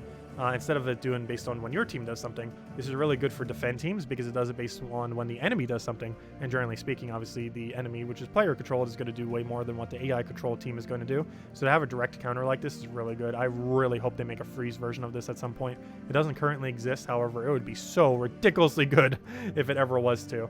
We can kind of hope, but in the current state of game, I believe we only have stun for this mechanic. No other mechanic really exists in this regard, but I'd really love to see it, like an entangle version, a web version, a silence version, a freeze version. There's so many good ways to do this. Stun isn't bad, but compared to some of the things that could be done with this in this exact same way, there's definitely some better potential out there, but it's not horrible for what it is, though generally is not used just because of how situational it would be. Though it does definitely have potential due to stun, though the curse one would probably be a bit better, but if it ever existed. But it does have potential into the future if we were to get more traits that are like this. Though in the current state of the game, due to there not being more traits like that, is pretty underused until we get more. And then you could basically build an entire team around basically doing stuff when the enemy casts, which can get some pretty good value. Anyways, as far as the Obergonia, it deals damage to all enemies and inflicts bleed on them. Nothing special. Basically, there's a full AoE that does a little bit of bleed. Nothing really here. Gets to bleed a random enemy as well when matching green gems. It's overall very underwhelming. So, Orion. This thing has a 75% chance to just completely ignore their armor and just go straight for HP. Unfortunately, this is not a 100% chance. At one point he did, though it is now 75%. The only thing that currently has 100% is Lord of Slaughter, that one mythic. Overall, this is pretty inconsistent because when you actually need it to do true damage, it's probably going to do physical twice. So, very inconsistent. Its ability also does physical instead of true, which is a weird combination. And is overall really underwhelming ability. It's good in arena, but outside that context, you don't really use it. And yes, it is a legend, so you can't draft it. However, Orion's Herald is how you get it into arena off of that one common. So he is technically an arena troop in that regard. But outside that context, yeah, he's not really used. So he's pretty bad. As far as Ori, he ends up destroying a row and column. Deals damage to all enemies, boosted by purple and yellow gems destroyed. Nothing really too special here. This almost seems like it should be an epic or lower, but it is indeed a legend. It just kind of seems a bit out of place for what it is. Does have impervious. Does get to conjure a star storm at the start of battle, which honestly, I completely forget what color that even is. I believe it's yellow-purple, I want to say. Though honestly, I completely forget. It is so off meta. I almost forgot that even exists. But as far as Scion, mostly because the troop is so bad, it's basically like an epic. And if it didn't have this final trait, it is essentially just an epic troop or a ultra rare troop. It's kind of weird. Anyways, as far as Scion, ends up dealing some true scatter damage and then drain 7 mana from all enemies. It's a good way to kind of drain everything. However, there are better ways of doing so, and the fact that it has no board control makes it a little bit weird. One of its most interesting gimmicks, though, is that it steals enemy mana when dealing skull damage. And by steal, it does mean steal, meaning if they have 15 mana, or let's say 20 mana, and you end up taking a skull on them, assuming they do not have immune to mana drain, you will not only drain them to 0 mana, but you will also gain full mana because you get to keep every single one of the mana that you hit for. This used to be really meta back in the day. In the current state of the game, it is pretty much completely unused. Has a noticeably below average attack value, so given that you're using it in first slot, it doesn't have much value there, and it just lacks the board control compared to other options that exist within the game to really justify using it. But yeah, it is a full mana drain on Skull and mana drain to everything else. Can be very annoying to deal with if you have absolutely nothing on your team that has currently immune to mana drain. However, the lack of board control is the main thing holding it back in the current state of the game. Quillin, most notably from Divine Spalla Quillin combo, though it can stand alone in some teams, though that's generally the way you're going to be using it if you're going to be bothering to use it at all. It converts purple gems to red and then brown gems to Skull, and it ends up blessing 2 random allies. Overall, not as good as Divine Spalla, but still can hold on its own. Has quite a bit of damage off the double convert, as many of them do. Has some pretty decent synergies, particularly the Divine Spalla Quillin combo. And it gets to also give a bunch of magic to allies. However, on the teams that it tends to get used for, it doesn't use it too much. Also has a Light Storm, which synergizes pretty well with the teams that it tends to use, which means that you don't necessarily have to do it off a hero class perk if you're, it allows you to be quite a bit more diverse with what you would use for your hero class, because generally Quillin's going to be like the 3rd thing on your team or 4th in your team as far as where you end up putting it. So it's going to be getting the Yellow Storm, assuming the enemy doesn't have a counter storm. Next up, we are heading to the Queens, and there are quite a few good ones. Very noteworthy. The very first one, Queen Beatrix, among one of the best legends as well as one of the best troops in the entire game. It is 16 mana cost. It did not get nerfed when Truffle got nerfed as well. When Truffle ended up getting nerfed, it did not get any to Beatrix, which is rather interesting. Though Truffle is still way better at infinite looping than Beatrix, which is probably why it ended up getting the nerf, because even post-nerf, it's still infinite loops, unlike Beatrix, which cannot infinite loop. However, it generally loops enough, that's fine. As far as what its ability is, it creates green and brown, just like Truffle. Ends up dealing a bunch of scatter true damage, and it is true damage, not physical, so it does get to hit directly on their HP, and it does get to concentrate when there's only 1 or 2 left, or as there's less enemies on the opposing team. And then there's an independent 40% chance to gain extra turn and half of its mana back. So whenever that does trigger, it's going to be gaining a lot of value, since it'll be getting 8 mana on top of the other mana that's already getting, basically meaning it will reach back to full mana, plus the automatic extra turn if the green-brown didn't already end up hitting the extra turn. However, the main gimmick, aside from its already pretty good ability, is its very final trait. It cleanses all allies when matching for an extra turn. This is insanely good for the very obvious reason. One other thing that's pretty interesting with it is it does beat out freeze whenever you're going for like a freeze check. So for example, let's say you're currently frozen on Beatrix and you take a green. Normally, of course, what would happen is if you take that green, you will lose your turn. However, assuming this thing is not stunned and has its trait active and traded, it will end up cleansing the freeze before it checks the freeze condition, basically meaning you will take the 4 times green while you are frozen, and it will not end your turn because it will cleanse it before the check for the freeze. And yeah, there's a lot of really good things that you can do with it. Same applies to like skulls and stuff like that. So overall, really, really insanely good option, because it does go before the freeze check on if you would actually lose your turn or not. So yeah, basically allows you to counter freeze, allows you to counter pretty much every stats effect in the game. Main thing that you want to watch out for is Obsidious, which is a hard counter to it. Once it gets stunned, it no longer has this cleanse and does not have cleanse on its ability like some other things that have it on both. So overall, can be a little bit lacking there. However, as long as you're not against a mass stunning team, this thing will be perfectly fine as your primary cleanser and literally your only cleanser, as one of the best cleansing troops in the entire game. So yeah, pretty good value there. Great utility to be using. Used almost entirely for its cleanse, but there are a lot of true damage teams that can also be used for. So it's pretty versatile and being able to use for pretty much anything you want it to. Almost any team can benefit from having Queen Beatrix on it, which is pretty nice.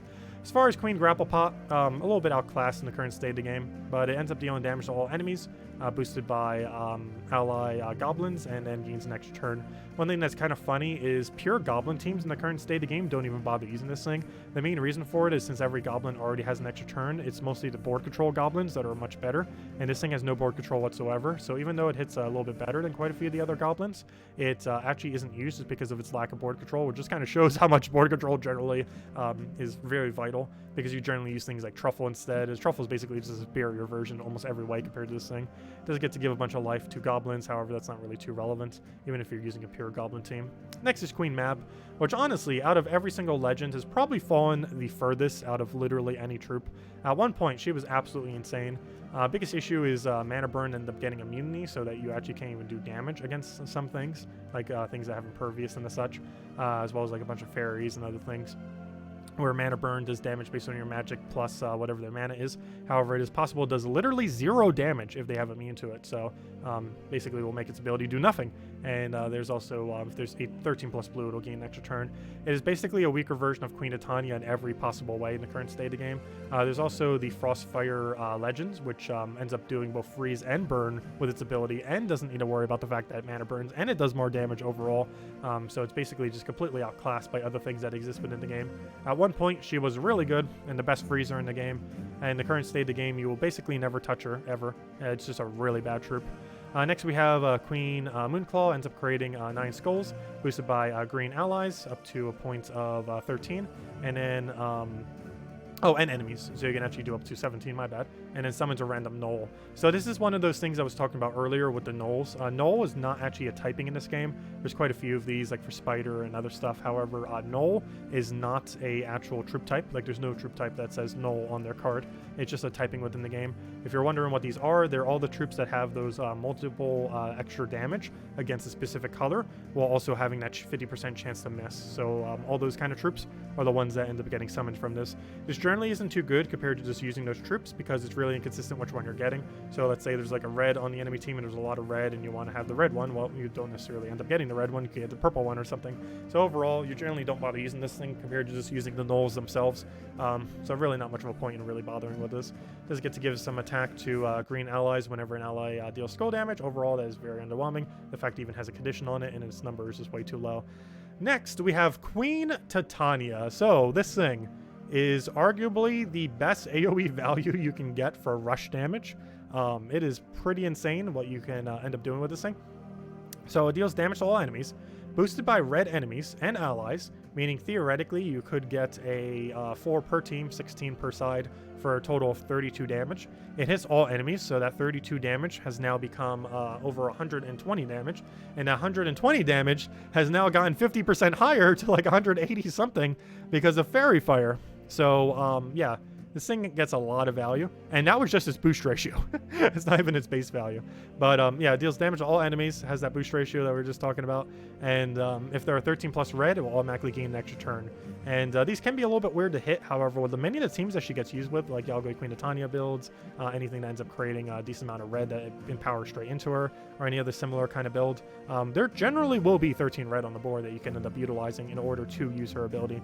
She also has Fairy Fire, which we haven't seen too many instances now, but Fairy Fire allows you to do 50% extra spell damage, and she is, in the current state of the game, basically the most viable way of really applying it, and just allows all casts, not even just her own, but every single cast that you have for the duration of the Fairy Fire, to do 50% additional spell damage. And that synergizes really well in the fact that she has a slightly loopable AoE damage, not as loopable as like Truffle, Beatrix, or stuff like that, but definitely loopable to some capacity. But yeah, really strong option. It's one of those mages too, so it does gain 6 additional damage for being fully traded, which actually gains pretty much the most amount of damage value of any legend, as well as almost any troop in the entire game, because it gains 6 additional damage from being fully meddled, which is 24 total damage across the entire opposing team, which if the entire opposing team is Fairy Fired, will end up doing a total of 36 additional damage simply for being meddled. So yeah, that's quite a bit of damage. Obviously that's spread across everything on the opposing team, but it is still effectively a potential of 36 additional damage, which obviously is not a small amount just for being meddled. It says you won the highest, if not the highest in the entire game as far as metal value is concerned. So yeah, pretty insane. Definitely worth considering using. As far as Queen, and it's mostly used with Yalgoi Queen Titania. Those are other builds that can end up using it. As far as Queen Zachi, it's not bad. It's kind of like an alternative to, not necessarily Gorgolf, I guess kind of to Infernus if you don't have the Infernus mythic, and even in some instances can be better than it. It deals damage to all enemies, and then if there is a storm, it ends up exploding 5 gems. Doesn't matter what storm, just has to be a storm. So basically it has a full AoE while being able to mana accumulate. Overall, not like exceptionally good, not exceptionally bad. Main redeeming quality has is the summon that it has, 35% chance to summon a Harpy Mage when taking an extra turn. Not only is this a ridiculously high chance to get a summon, however, it's a pretty good summon. It's Harpy Mage, which is basically like Leprechaun, except without Empower. Unfortunately, it doesn't get that 75% mana start, so we'll need the full 14. But it's basically a Leprechaun, just that has a Brown Storm attached to it, which of course synergizes with its Storm synergy that it needs. So overall, it's a great way if you're starting with Harpy Mage on your team, in order to have it, in order to have Queen Zachi to keep replacing the Harpy Mage over and over again. and kind of just keep cycling from there. So overall, not that bad. Generally not used compared to other options though, but it's mostly used if you really want to make sure you just keep resummoning a Harpy Mage and have just like a resummon spam kind of team. As far as Queen Jezebel, very situational. Doesn't have any board control, but its ability gets to do a lot. It deals damage to the first enemy equal to an ally's attack, and then gives a bunch of attack and armor to them. It then gives 3 to 8 mana to all allies other than itself. So this can end up doing quite a bit extra mana, kind of like Dwarven Gate in that regard, except a little bit different and with a higher mana cost as far as getting it down initially. Though it does have the double color, so not necessarily too much of a higher mana cost. It's also a bit more RNG based on how much it's going to do. It could get really unlucky and only give you 3 and 4 every single turn, basically being less than Dwarven Gate. Though it could get lucky and give you numbers like 6, 7, and 8. Which obviously would be quite beneficial. Very situational. You'd really only do this if you're doing like some kind of attack buff team. This is one of the few buffers in the game that actually isn't completely useless. Also gives a little bit of armor to all the humans. Not really too useful on that though. As far as the next one, we got the Regent Caliph. As far as this thing ends up gaining magic, and either gains a bunch of life or deals a bunch of damage to all enemies, or gains 10 more magic. It's one of those things that are just so ridiculously luck based that you're basically never going to be using it. Also has a 25% chance to summon the Deo when it dies, which is actually that one mythic troop, oddly enough. So it does have that kind of going for it, but overall the chance of it happening is so ridiculously low that you're generally not really going to be getting value from it. Plus the Deo isn't even that good of a mythic if it was to occur. As far as the Seguro, it ends up dealing damage to the last 2 weakest enemies, and then gains a bunch of life and attack. Nothing really too special. Its unique trait gets to deal some damage to all enemies when it matches skulls. Nothing really too special. Pretty underwhelming. Never going to be used. Doesn't have board control. As far as Skyla, this is used entirely for its Bone Storm. It creates a Bone Storm on extra turn. Its ability itself, nothing really too special, though you can get lucky off an instant kill occasionally. Deals damage to the last enemy, and then there's 25% chance to kill them, and submerge all other allies. This thing is generally overall pretty underwhelming. However, some of the quickest quick win teams in the entire game actually end up utilizing this. This is mostly because if you're going for burst luck and you're trying for like the quickest time ever for a given battle, it actually can like burst that down in a very quick way. There's not a leaderboard kept track of that in the game itself, but on like things like speedruns, live.com and stuff like that, there are other ways that it's kind of kept track of. There really isn't much of a reason to use Skyla for any other reason than that. And there might be she might become completely phased out once a mythic has a better version of this overall. But in the current state of the game, there's some really interesting skull synergies that can be used with it, particularly with Zugoff more so than anything, where you basically just go and use her Bone Storm to hope you get extremely lucky, and occasionally if you need a super backup plan, you could cast her for the 25% instant kill and hope it lands. Overall, not really that worth using unless you're trying for like a world record speed for a game mode within the game. That's basically the only purpose she really has, unless you really want to just use her for a Bone Storm, but it's a really risk reward and very luck based if it actually ends up being more value than just not using her at all. Very situational, but can be good, and if you're using it, it's almost entirely for that final trait.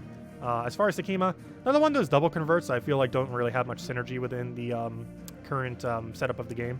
Ends up transforming all blues to skulls and transforms all brown to yellow, and then deals a bunch of damage to an enemy boosted by all other allies' magic.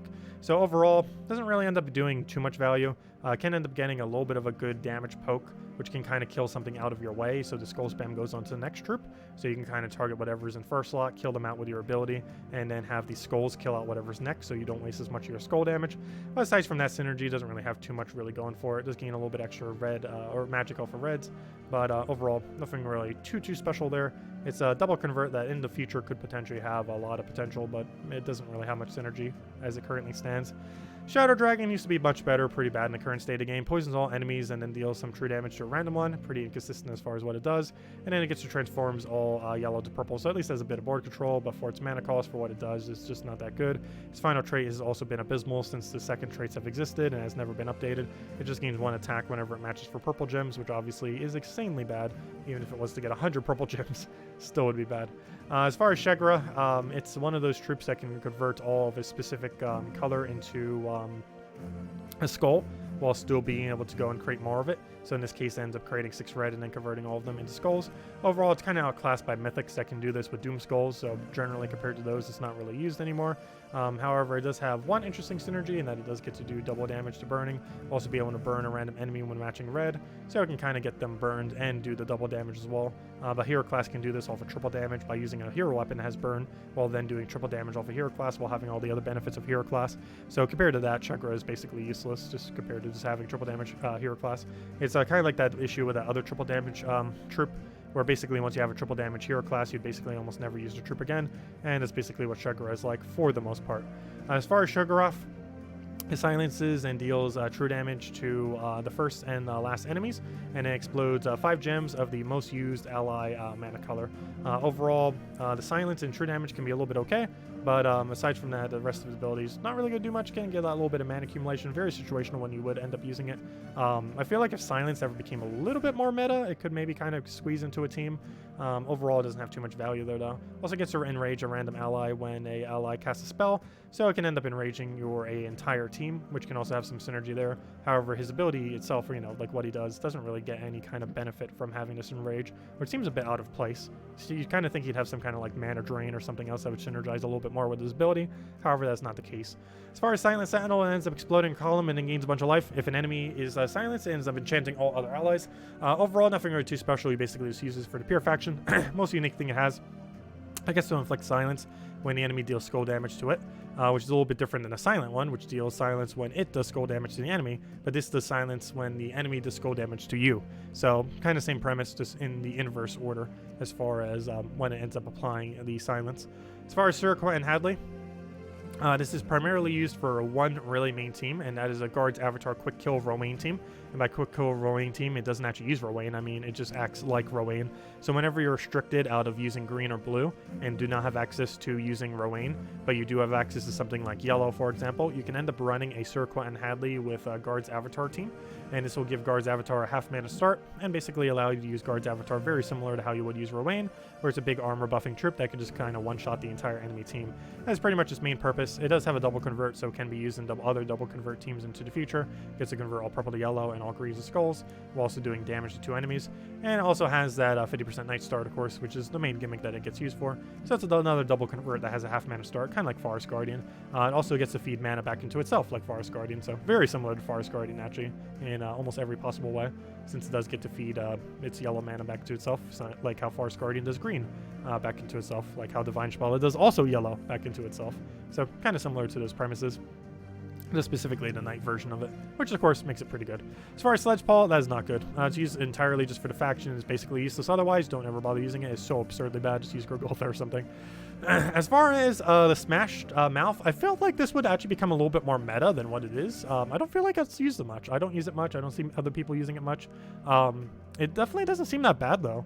It deals damage to an enemy and then knocks them to the back. It also gets to drain 7 mana from all enemies below them, which of course is basically their entire team. So basically what Scion does, so for lower mana costs, it does what Scion does with an extra turn. Yeah, it gets extra turn. So overall, it's basically, if you don't mind having not true damage, it basically does what Scion does, but for an extra turn. So it's basically a superior Scion with different traits. It gets to bleed and silence the first enemy when it deals skull damage, and it has some skull reduction. But yeah, it's basically an alternative Scion. But similar to Scion, it just isn't really used in the current state of the game. Not really sure why when it comes to him, but I don't know. It just, I guess it's too slow. It doesn't really have that much damage, so compared to just having damage, I guess it just ends up being superior. Plus the AI probably uses it very weirdly, so not much of a reason to set it. On to your defense team. Anyways, Soul Zara. As far as this thing, it deals damage to an enemy, and then gains a bunch of souls. If the enemy life is greater, ends up dealing triple damage, and ends up tripling the souls. Overall, there's better things for doing triple damage. There's better things for accumulating souls. Not really something you'd end up bothering with. Does get to gain some magic when an enemy dies. Overall, pretty underwhelming though. Spooky Imp has a little bit of transform. Was actually one of the first things that got transformed in the game. I think it was one of the first few. Overall, not really too useful. It's one of the useless seasonal imps. Speaking about seasonal imps, we got Spring Imp. As far as Spring Imp is concerned, it is actually a decent way of applying 4 times Entangle, so you can end up using it for that purpose. However, that's pretty much the only purpose it really has. As far as Storeflower, it deals damage to all enemies, boosted by ally and enemy Fae. Ends up summoning a random Fae, and there's a 20% chance to transform a random enemy into a pixie. Overall, nothing too special compared to other AoE options that exist within the game. It does have a 50% chance to verify a random enemy at the start of his turn. However, it's way more inconsistent. They're just using Queen Titania or something similar. It's basically just a much weaker version of Queen Titania. As far as Summer Imp, This is another one of those seasonal imps and is completely useless. Don't bother using it. There's just no viable way to really end up making it work. Salvania Mora. So this is a bit of an interesting thing. I don't feel like it's used much in the current state of the game, mostly because there's not much of a need to. Pretty standard ability to destroy a column, or explode a column, I mean, while doing damage to all enemies. Nothing too special there, especially for the mana cost, a little pricey in the current state of the game. However, the main gimmick it has is that it tangles the first enemy when doing an extra turn. This is kind of interesting with how it works because it does retroactively retarget the next thing in line. So for example, let's say you kill an enemy with a 4 times or 5 times skull. The entangle will not be wasted on the troop you just killed. The entangle will apply to the next troop in line. It's another one of those synergies, kind of like Beatrix and how Bone Dragon works, where the way that their trait works actually works 100% perfectly to how you'd kind of want it to, in that yeah, the entangle is not wasted ever. It just goes on to the next troop in the line. So if you do a kill with a 4 times or a really big skull burst, the entangle will simply go to the next troop. So if you kill the first one with that, it'll just go to the second troop. If you kill the second, go to the third, so on and so forth, as long as you land that extra turn. So it will basically retroactively, as long as you get that extra turn with the kill, or extra turn at some point there, it will just retroactively go onto the very next troop. So ends up working out pretty nicely, since you can just kind of skull spam, and once you're done skull spamming and it finally ends, you will know for sure that whatever is still left will be entangled, assuming it does not have immune. It's basically used only for that purpose, and it's so situational because it doesn't actually have any skull spam on itself. If it did, it would actually be a really different troop as far as how viable it could be, but just because it's kind of a standard dragon with AoE. Honestly, if it had Bone Dragon's ability, it would probably actually be really good if it actually had Bone Dragon's ability. If they kind of just swapped what they had. Could actually be kind of interesting how that would pan out. Anyways, next up we got Toloka. Toloka ends up doing some scatter damage. If there's a storm, it deals triple. Overall, very situational. Not really much. It's really rare that you can end up getting value out of this thing. There's better triple damages out there. There's better boost ratio things out there. There's better scatter damages out there, like Rowan. It's just generally not worth using compared to Beatrix, Rowan, and just other things that exist. And just too conditional because it does almost 0 damage if it does not have a storm in play, which obviously is very bad. And there are a few options that do remove storm, so that is a factor. As far as Tartaros, it deals damage to an enemy boosted by their attack and gains some souls. Overall, nothing really too good here. The attack boost ratio allows it to at least be good in this faction, but outside the context of the faction, it can sometimes hit for a decent amount of damage. However, it's generally not enough to one-shot, even when you're up against that higher level content, so not really too good since it can't even get that one-shot down. Next up is Tesla. We've mentioned this thing a few times. It's kind of like Beatrix, Rowan, kind of in that category, kind of, not exactly though. It's really interesting in that it is a mage that actually has no use for its magic. I believe this is the only instance of this in the entire game, in that it is actually the worst troop in the game to medal. If you ever see a Tesla, they are literally just flexing how many medals they have, because there is literally no point whatsoever in ever upgrading her Tesla, as she gains 0 benefit from the upgrades since she does not use the 6 magic she actually accumulates, since the gains based on these typings are based on their role and not necessarily based on their troop itself. So it's gaining 6 magic on an ability that does not use magic, which is a pretty big fail. As far as what it does, though, it does a bunch of true scatter damage, only 8. And if you look at that part of the ability, it looks completely bad, like the worst thing ever. However, obviously, it is the second part of the ability that makes this thing absolutely broken beyond belief, and is boosted by all ally and enemy armor. This is particularly relevant because of the ends there. It gets a boost ratio off of every single enemy on the opposing team. Which, of course, if you're up against higher level content or anything that is more durability than you, meaning you will keep scaling your damage based on whatever their durability is, meaning regardless of how strong of a battle you do, Tesla will scale all the way up. It doesn't matter if they have 1,000 all stats, 500 all stats, 300 all stats, 100 all stats if you're early on in the game and that's still higher than you. It will still keep scaling the entire time. You can also still buff your own allies' armor as well and end up gaining more damage off of that way, though it is generally just more viable to just mana generate and keep casting her more and more often. But yeah, she scales through everything. Just owning a single copy of her basically allows you to do every piece of content if you haven't already been able to do it. So if you're struggling with like pet battles, dungeons, delves, anything, it can literally just solo all of that. You just basically put this on your team, put a bunch of mana generators behind it, around it, keep it safe, give it some armor possibly, and though anything on your team gaining armor would of course gain benefit from it, since the boost ratio is all for your entire team and enemy team's armor, so any of your allies that get it would help. But yeah, you just kind of do that, spam it out, and gets a lot of value. Does true damage too, so it does go directly for that HP value. You could do it with Holy Saint Astra and give it half mana start. You could double up on it and basically have it so it's only 16 mana cost, trying to get 2 of them up if you have the half mana start with it. it. You could just mana generate, loop with a bunch of things on your team and do it that way. You could do it with Triple Dwarven Gate, meaning that if you even have a copy of this, you already have everything you need to build a viable team. Just use 3 commons with it, and you just got a viable team of 3 commons into a Tesla. There's so many different ways that you can make this broken. One other nice thing about it is its traits are completely useless, which might seem like a weird thing that's a positive. However, it makes it, if you get it early on in the game, that you don't need to worry about having it traded, because it basically gains no benefit whatsoever from being traded.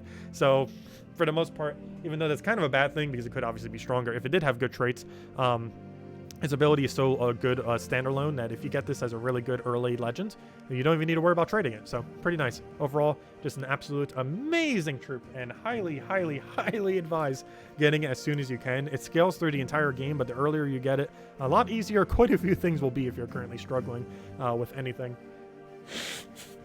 That stuffy nose from talking too much. Anyways, let's keep going. So, the Deep King. We got ourselves the Deep King here. He's mostly just used for his pure faction. He deals true damage twice to 2 random enemies. Submerge itself, does some splash damage with it. If you end up getting some magic buffs on it, can end up being somewhat okay compared to other things like Life and Death, Beatrix, other stuff, Tesla even. Just not really worth it compared to other true damages, and generally does not get used due to superior options existing. Dragon Soul, similar to Tesla, really good early game option. Tesla's still, I would say, overall better in the current state of game. However, if you're looking for some passive souls while really early on in the game, like before level 500, and you happen to come across this thing, pretty good pickup. Ends up exploding a bunch of gems and deals minimum 11 damage to all enemies, and if you happen to be using a pure dragon team, that will do up to 20 damage to all enemies. Obviously later in the game this is a very pitiful amount of damage. However, earlier in the game when you're hitting for very low values, being able to hit 80 total damage, 20 to each enemy, is pretty substantial. It also gets to gain souls, so any kind of team that you're ever using this on will passively get the full amount of souls. It's a little bit less relevant in the current state of game, however it's still a factor nonetheless. Tesla's definitely better, but a great early game option. Aside from that, it does have 50% chance to become a baby dragon when it dies with full mana, and this is pretty useful because unlike the other troop that ends up doing the Fell Dragon Egg, this can actually become any dragon in the entire game, including itself, which is kind of funny. It is actually possible, though very unlikely due to how many dragons there are within the game, that this thing ends up summoning a baby dragon that immediately has full mana that then ends up transforming into the Dragon Soul. The chance of this happening is like 1 in 40, 1 in 50, I'm not sure how many dragons there are in the game. However many dragons there are out of 1 is what it would end up being. However, it is theoretically possible for him just to become back into himself, which is kind of funny if that was to ever occur, which I have seen it happen before, very rare though obviously, but it can obviously become any of the other good dragons, including a mythic dragon, which there are several of. As far as the Emperor, it's one of those useless tarot card troops. You're basically never really going to be using this thing. They're just so clunky to try to viably use, and not really worth it. They're basically just to upgrade the kingdom and to also upgrade the or to obtain a special troop. In this case, this thing ends up giving you the what's it called? The only tower in the game, Leona's Tower, is what you basically end up using it to craft into. And that's basically it. You also generally have either a positive or negative stats effect, in this case a random positive stats effect, whenever an ally casts a spell. So how's that going for it? Anyways, as far as the next one here, we have the Frostfire King. So I've been mentioning this guy a couple times. As far as what the Frostfire King does, he deals splash damage to 2 random enemies, which is basically kind of similar to what Queen Titania does, except it's physical and way better. Gets to burn the first 3 that end up getting hit, or sorry, the first one that ends up getting hit, and then freezes the second group that ends up getting hit, because it'll end up hitting for 3 and 3, assuming it doesn't hit the sides. But due to the adjacent pokes, ends up potentially being able to burn 3, while also being able to freeze 3 potentially. And one really nice thing about it, and probably the main reason you do it, is its final trait. Freezes and burns a random enemy when matching 4 or more gems. So this is pretty potent. Ends up doing a, you can do this for triple damage burning. You can do this with triple damage off the freeze, off the other troop, off of Borealis. You have access to making sure they can't do extra turns, and just being able to do a lot of damage to them. Overall, pretty nice. It's basically a freeze with a free burn on top of it while having a better ability than Queen Mab. So it's basically the thing that has made Queen Mab completely obsolete in the current state of the game. Next up we have the Ghost Queen. This is used almost entirely for the fact that it gives 50% mana start, and as far as what it used for is almost entirely used just for Grey King. Basically, just used to use 1 or 2 Grey King in order to give a half mana start. That's pretty much the whole premise of this. Kind of just like a true damage poke, nothing too special there. Whole purpose is basically to give Grey King half mana start, at least in the current state of the game. As more undead, it might get more purposes, but that is basically its entire purpose. As far as the Great Maul, it used to be quite a bit better. As far as what it does now, it devours an enemy, creates a bunch of yellow and brown gems, and can only be casted once. So it's kind of like Iron Gut, and then you have that guaranteed devour at a certain point. However, this one's just guaranteed regardless of what your attack value is, even if you were entangled or anything, though you generally would want to not be entangled, otherwise you wouldn't gain the attack value from the Devour. Aside from that, its traits used to be way better. It used to have the ability to devour. However, its final trait now is just gain 2 to all skills when it matches skull gems. So overall, pretty underwhelming compared to what it used to be, and it's basically outclassed by Iron Gut in essentially every single possible situation. There's almost no situation where you'd really use the Great Maul instead. Mirage Queen, absolutely insane. There are so many good mythic elementals, which of course we haven't gotten to yet, but we will be tomorrow. But as far as the Mirage Queen is concerned, used almost entirely for its 50% mana start. However, there are a few other gimmicks that it has. One of them is that it has Curse All Enemies, one of the few options that can do that off an ability. It also has the ability to convert all greens to Doom Skulls, which synergizes decently well with a little bit of skull reduction that it has. Overall, really good, but more often than not, like 90% of the time you're using it for its 50% mana start to elementals. There's just so many good elementals that can gain a benefit from it. There's Truffle, there's like a billion mythics, there's a lot of things, so definitely look out there. This has a lot of insane synergies, and quite a few of them even create green, which you can then use for its Doom Skull convert as well, which gives even more synergy, of course. As far as the Mirror Queen, ends up dealing damage to an enemy and is boosted by reflected allies. There's a 50% chance it will summon a copy of that enemy. This is one of only 2 ways that you can get troops onto your team that are completely not really ones that you own, by deliberately targeting them out. Of course, you can get it from some other random summons, but as far as like consistently getting them onto your team, it's normally better to use Doppelganger if you're really trying to test out a team. However, if you still kind of want to mess with one, but you want to have a little bit of a different team setup, you can end up using this, and let's say there's a mythic you want to try, you can just target them out and get a summon off it. Generally, using Doppelgangers is a better way of doing that, since you can test the exact team that you want to test. However, it can technically be done off of this troop as well, if you so choose, though you're generally going to be using the Doppelganger if you want to. Overall, it's an okay troop, nothing really too special. Its lack of board control is the main thing holding it back. As far as Moon, it's another one of those tarot card kind of things. It's a Lycanthropy one, so don't use it. Don't annoy people with Lycanthropy. We've had enough. The Lycanthropy gems are gone. We don't need them back again. Though it doesn't do... Actually, it does do Lycanthropy gems, doesn't it? It does a small amount. And it gets to inflict a random status effect off its thing. It's mostly just used to craft the Hatir Ascendant, I believe, is the one. It's either that one or the other one. I believe it's Hatir Ascendant it ends up getting used for, which requires 8 major blues, as well as this Moon, with the Moon generally being the harder one to get, oddly enough, if you didn't already get it from the Season 5 of Gems of War. Anyways, the Silent one, also it is not in Volky drop table yet, by the way. Even as of this video going up, it still is not. It will be at least like 4 or 5 more weeks or so before it is. As far as the Silent one, it's basically, well, exactly what you would think. It silences. It silences all enemies and itself. It got silence to itself because it was way too broken otherwise. But yeah, its current state of the game, it's pretty underwhelming though. No board control is a big... it's a big deterioration to how good it possibly could be. Very unfortunate. 14 mana cost, so it can spam it a little bit, though it kind of needs a cleanse because, yeah, you kind of need like a Mercy to cleanse into it while feeding it yellow, because otherwise it's going to be silence itself. And you obviously want to cleanse your silence before they do, so you can get your mana flowing and get right back into silencing them. Also gets the silence whenever you do a skull. Overall, not really too viable. Current state of the game, you don't really end up getting much value from this. Silence in general, even though it's a pretty strong effect, there just isn't really anything meta enough that ends up getting used in most teams, making it a pretty underwhelming effect, despite it actually being pretty decent, which is kind of weird. The high amount of immune to silence is also kind of contribute to that too. Anyways, as far as the Sun, especially since a lot of things that do have silence have a really bad follow-up on their ability. Like, for example, a Silent one has literally no follow-up on its ability. So that can obviously be pretty problematic. And a lot of silence troops are kind of very similar, where they have literally none or almost none follow-up if they don't get the silence off itself. As far as the Sun, another one of those tarot card troops that's used to get Hatir Reborn, I think? One of the 2 Hatir troops. But they Hatir and Scroll. It's one of the 2 parts of that. It's the one that's crafted out of 8 orange orbs, which actually makes it the cheapest one in the entire game. Oh yeah, so that one's the, yeah, the other one was Hatir Ascendant. This one is Scroll Reborn, as far as which one you get from it. And you only require the Sun and 8 orange orbs, and you craft as many as you want, though generally you obviously only need 1. It's also the better one of the 2, oddly enough, so quite convenient. The troop itself isn't really used, though. It's pretty underwhelming. You'd probably be better off just using Finesse or some with Davinia or something similar, and not really bother with this thing. Gets a grant a random status effect whenever ally casts a spell, but you can basically get the same value just from using Davinia, so you might as well just use Davinia, and it just ends up being overall better because of its mana accumulation and everything. So, the Wendigo! As far as this thing, so many thes, and every single one gets put in this category. But as far as the Wendigo, Deals a bunch of damage to all enemies at a really random rate. Boosted by Hunter's Mark at a 5x boost ratio. And if the enemy dies, ends up bleeding all allies. Overall, nothing really, or sorry, bless all allies. I wish it bled all allies. That would actually be pretty good for some other synergies. But overall, nothing really too special here. Pretty underwhelming, pretty luck-based. Better AoEs out there. Has no board control. It's just really lacking. Does get the Hunter's Mark when an enemy matches red gems. Or, I mean, sorry, when... yeah, Hunter's Mark a random enemy when matching red gems. When you match red gems, and Hunter's Mark them. But anyways, you mostly just use it for the pure faction. Not really much of a use outside of that context. And hey, we finally got through the thus. Almost. 2 more. So, the Werestag. This ends up doing a bunch of true damage to the first and last enemy.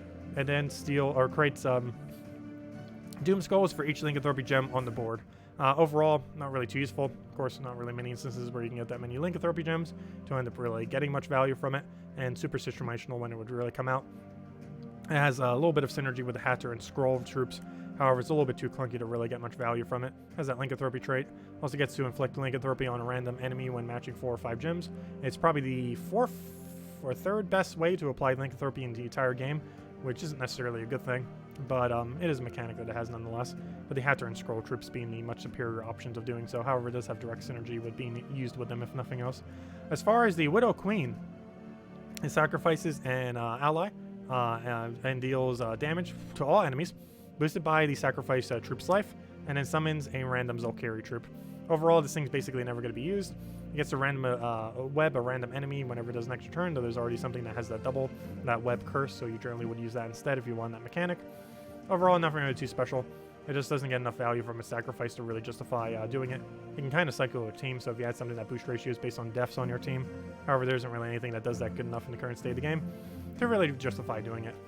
So as far as Tink Steam Whistle, this thing ends up giving a bunch of armor and life to all allies, boosted by red gems at a 1-to-1, and then summons 1 to 3 Tinkertown troops. The main reason you would ever bother using this on your team is its very final trait.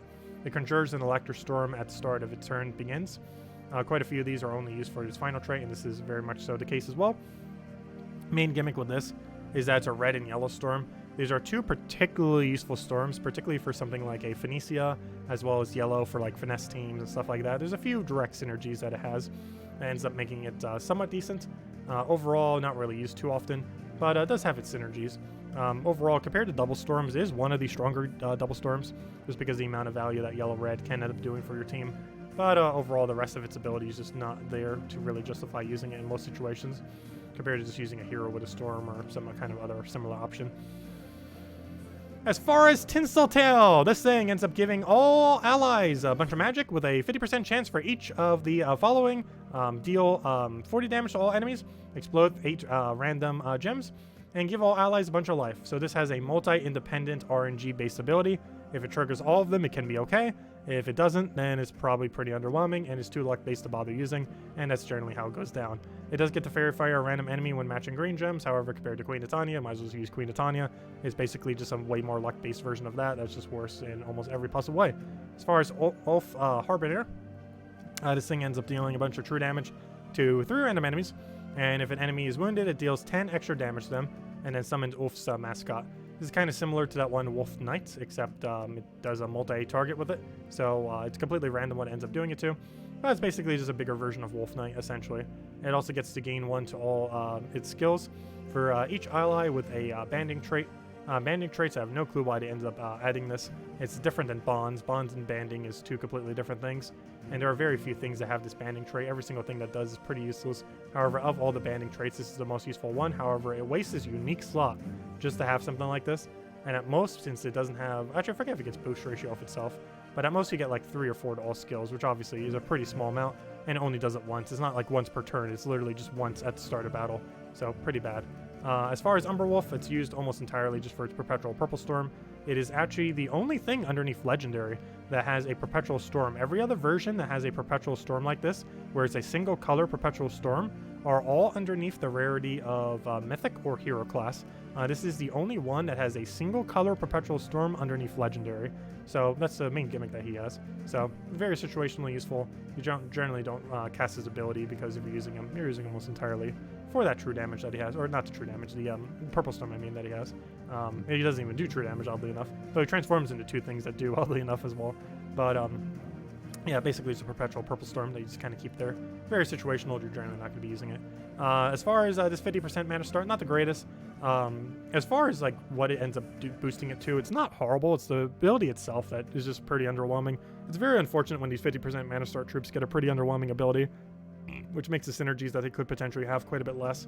But this thing is so weird that it doesn't do skulls, given that Urskas are so ridiculously skull dependent, yet the thing that gives them half mana start has nothing skull related to really go with it.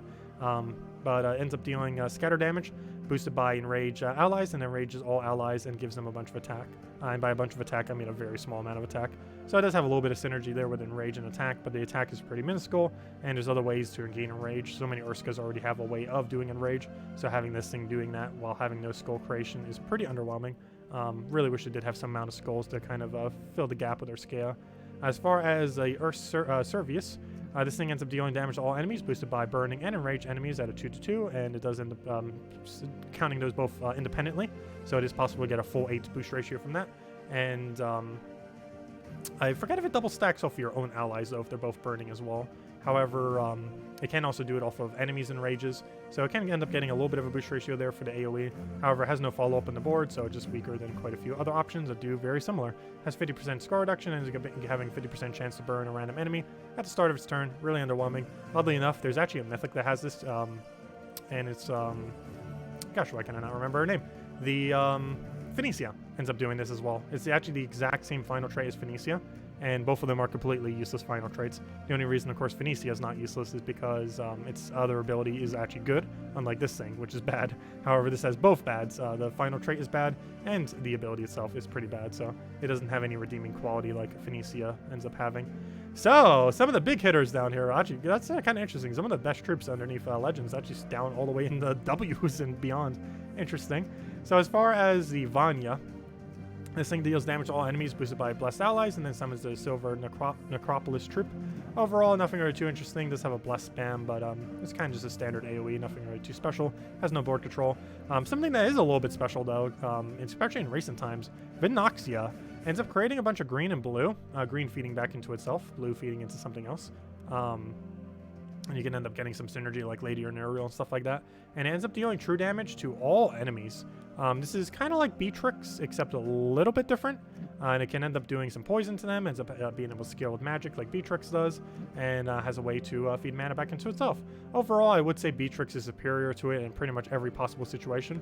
However, there are still some instances where you can kind of get away team composition-wise with Vinoxia, due to the fact that it creates green and blue instead of green and brown. So there are some synergies that it ends up doing that specifically Beatrix cannot end up doing. Also, it could feed mana into Beatrix itself, so there's also that synergy, of course. So, because it uses blue on Beatrix, so it has that kind of synergy. Overall, not the greatest. However, it's normally the teams that it can get built into that ends up making it good, not necessarily the troop itself. It's kind of used more so as a support option for the better troops that are actually on the team. As far as Viper, it deals some damage to an enemy and poisons and charms them. Really underwhelming, nothing too special here. Deals some damage to a random enemy when an ally casts a spell. Overall, nothing really worth using. As far as Web Spinner, this thing is very much worth using. So we definitely have to start with the final traits. So this thing deals triple damage to not just poison enemies, but webbed enemies. Around 2 years back, they gave it the capability of dealing triple damage to webbed, and it used to just be poison. And when they did this, it became absolutely insane how valuable Web Spinner is. One of the main reasons being, if we look at the previous trait, it inflicts web when doing skull damage. Traits work from top left to bottom right, and that applies to the actual abilities on each individual troop as well, which means it does apply web before it applies triple damage to webbed enemies, which basically means anything that does not have immune to web will take triple damage to Web Spinner by default, which obviously is a lot of damage to basically be able to do to like 90% of the troops within the game. So that's already pretty good. Aside from that, it can loop into itself. It's not a pure infinite loop, but it can get some mana into itself.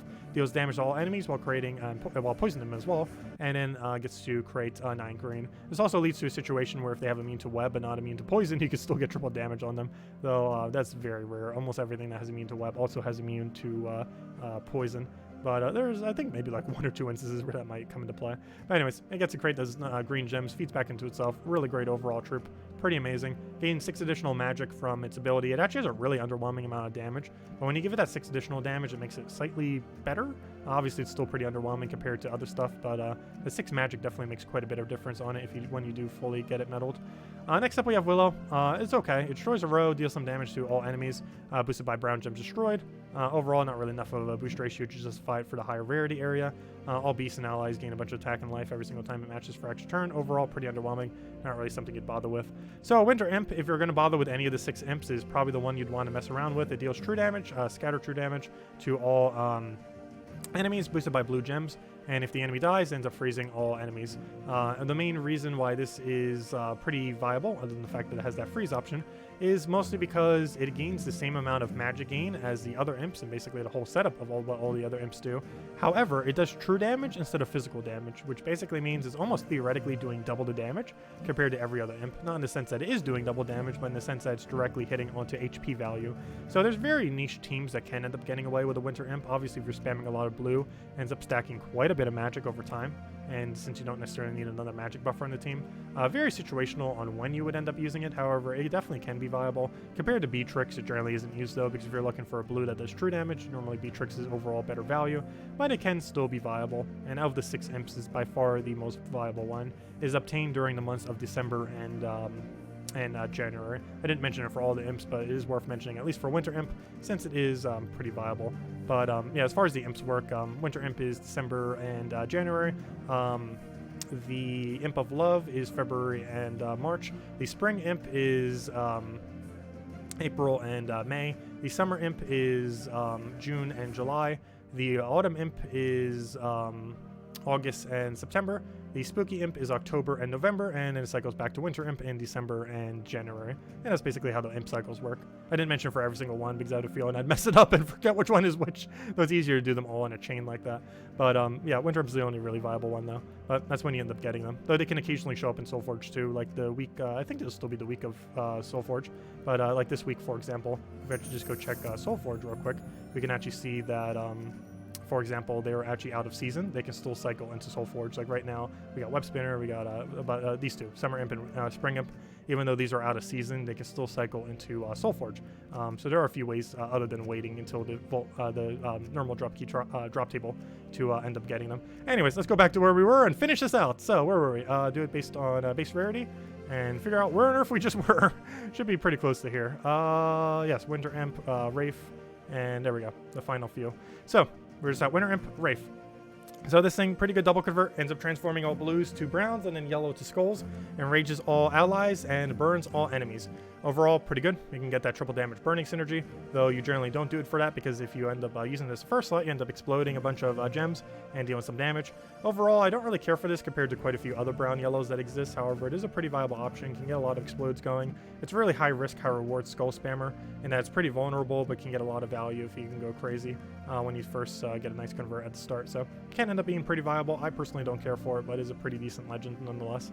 As far as Exorator, you don't use it too much outside the context of the faction. There are already quite a few things that can convert yellow to doom skulls, but this thing ends up doing some damage to the first 2 enemies, and then transforms yellows to just normal skulls to boost the damage. Overall, pretty underwhelming given that we do have, I believe, like 2, 3, 4 options now. At least 2 that can convert yellow to doom skull, and those are just superior generally in comparison to what Exorator can do. Basically meaning you don't use it in pretty much any instance other than doing the pure faction. It was the very first faction troop added to the game as well, since All Seeing Eye was the very first faction, technically same time as the Hall of Guardians as well, but it was technically the very, very first one to All Seeing Eye, even though they were both added at the same time. And as far as the very final legend, saving the best for last, I guess, Yagwe. Maybe not the absolute best legend in the game, but definitely really high up there. Top 5, top 10, around there. But as far as this troop, it deals true damage to the first, or sorry, just normal damage to the first 2 enemies, boosted by its life at a 3-to-1, and then it steals 4 magic from both of them, meaning that it will end up gaining 8 magic. One nice thing about this too is it does steal magic unconditionally on if they die or not, so he still gets to get the magic regardless. It also then gets your transform all purple to red, which gives it much needed board control that a lot of these troops need to be doing. There's a mythic that should have had this, like Will of Nish I believe it's called, that does not have board control. That would have been basically a superior Yagwe, but they forgot to give it board control or just deliberately didn't, and now it's horrible. It's amazing what a bit of difference this board control can make. Like if Yagwe did not have transform purple to red, he'd be a drastically different troop than if he had all this without that convert. But yeah, it basically makes what he is. And he feeds mana back into himself. He gets that red synergy by stealing life from the first enemy, which has synergy with his boost ratio, which basically every single time he takes a red, he's gaining 1 additional damage to his double poke. And yeah, just has a lot of things that synergize together. The magic gives him more damage for his double poke. His life gives him more damage for his double poke. Taking reds from the board, which accumulates mana, gives him more damage for his double poke. Converting from his purple to red gives him more damage for his double poke. Like, pretty much everything kind of just goes together to make him just increasingly do more damage. And is overall pretty nice. Not the greatest thing in the entire game, mostly used for Yalgoi Queen of Tanya. Both of them are really heavy powerhouse legends, and also one of the highest damage output teams in the entire game that uses 0 mythics off of anything. So end up being pretty good. As I mentioned before, the main thing about Legends is they do make up a lot of the damage sources, same as Mythics, and generally you want to get most of your good damage sources from Legends and Mythics, and get most of your good mana accumulators from the lower rarity. And you generally don't want to get your good mana accumulators from your higher rarity. While they can be used, you generally don't want to go out of your way for them, as it can be quite costly to do so, and you'd rather use that better on things that you can't already get at lower rarities, which of course are a lot of the better damage sources, which Legends and Mythics have quite a few of. So anyways, that'll wrap it up for now. We're about to hit the 2-hour mark, so we should probably end soon. But yeah, we'll go, and tomorrow we'll be covering every single mythic. Keep in mind, it will not be a tier list like video. It'll just be simply kind of like how we've been doing these. We might do a refresh tier list. Of course, we did do a tier list for all the mythics about 7 months ago. If you want to check that out, it's still pretty much up to date. We did it right at the end of last year, as I believe it's still linked as the channel trailer as well, if you haven't already seen it. However, I will be tomorrow going over every single mythic once again, probably in a little bit more detail than that video, since we'll actually be looking at the troops and everything, and not just like at the tier list thingy. So overall, yeah, it's not going to be a tier list, but we will be going over in alphabetical order every single mythic to conclude all 1,000 troops in the game. But anyways, guys, if you enjoyed, definitely feel free to leave a like on the stream. I mean, on the stream. Gosh, this is so long. I'm saying stream on the video. And definitely feel free to comment. I'm very curious how many people have been watching these all the way through, especially since this, at this point, even though I'm recording it all in pretty much in like 2 days, this is technically the second to last day, so it's kind of being uploaded over time, of course. But yeah, do let me know, and we'll cover the mythics tomorrow and go from there. And that will conclude it out. Anyways, guys, thank you so much for stopping by and watching the entire video if you watched this point. And I will catch you guys later. Goodbye, everyone. Thanks for watching. Mythic video up tomorrow.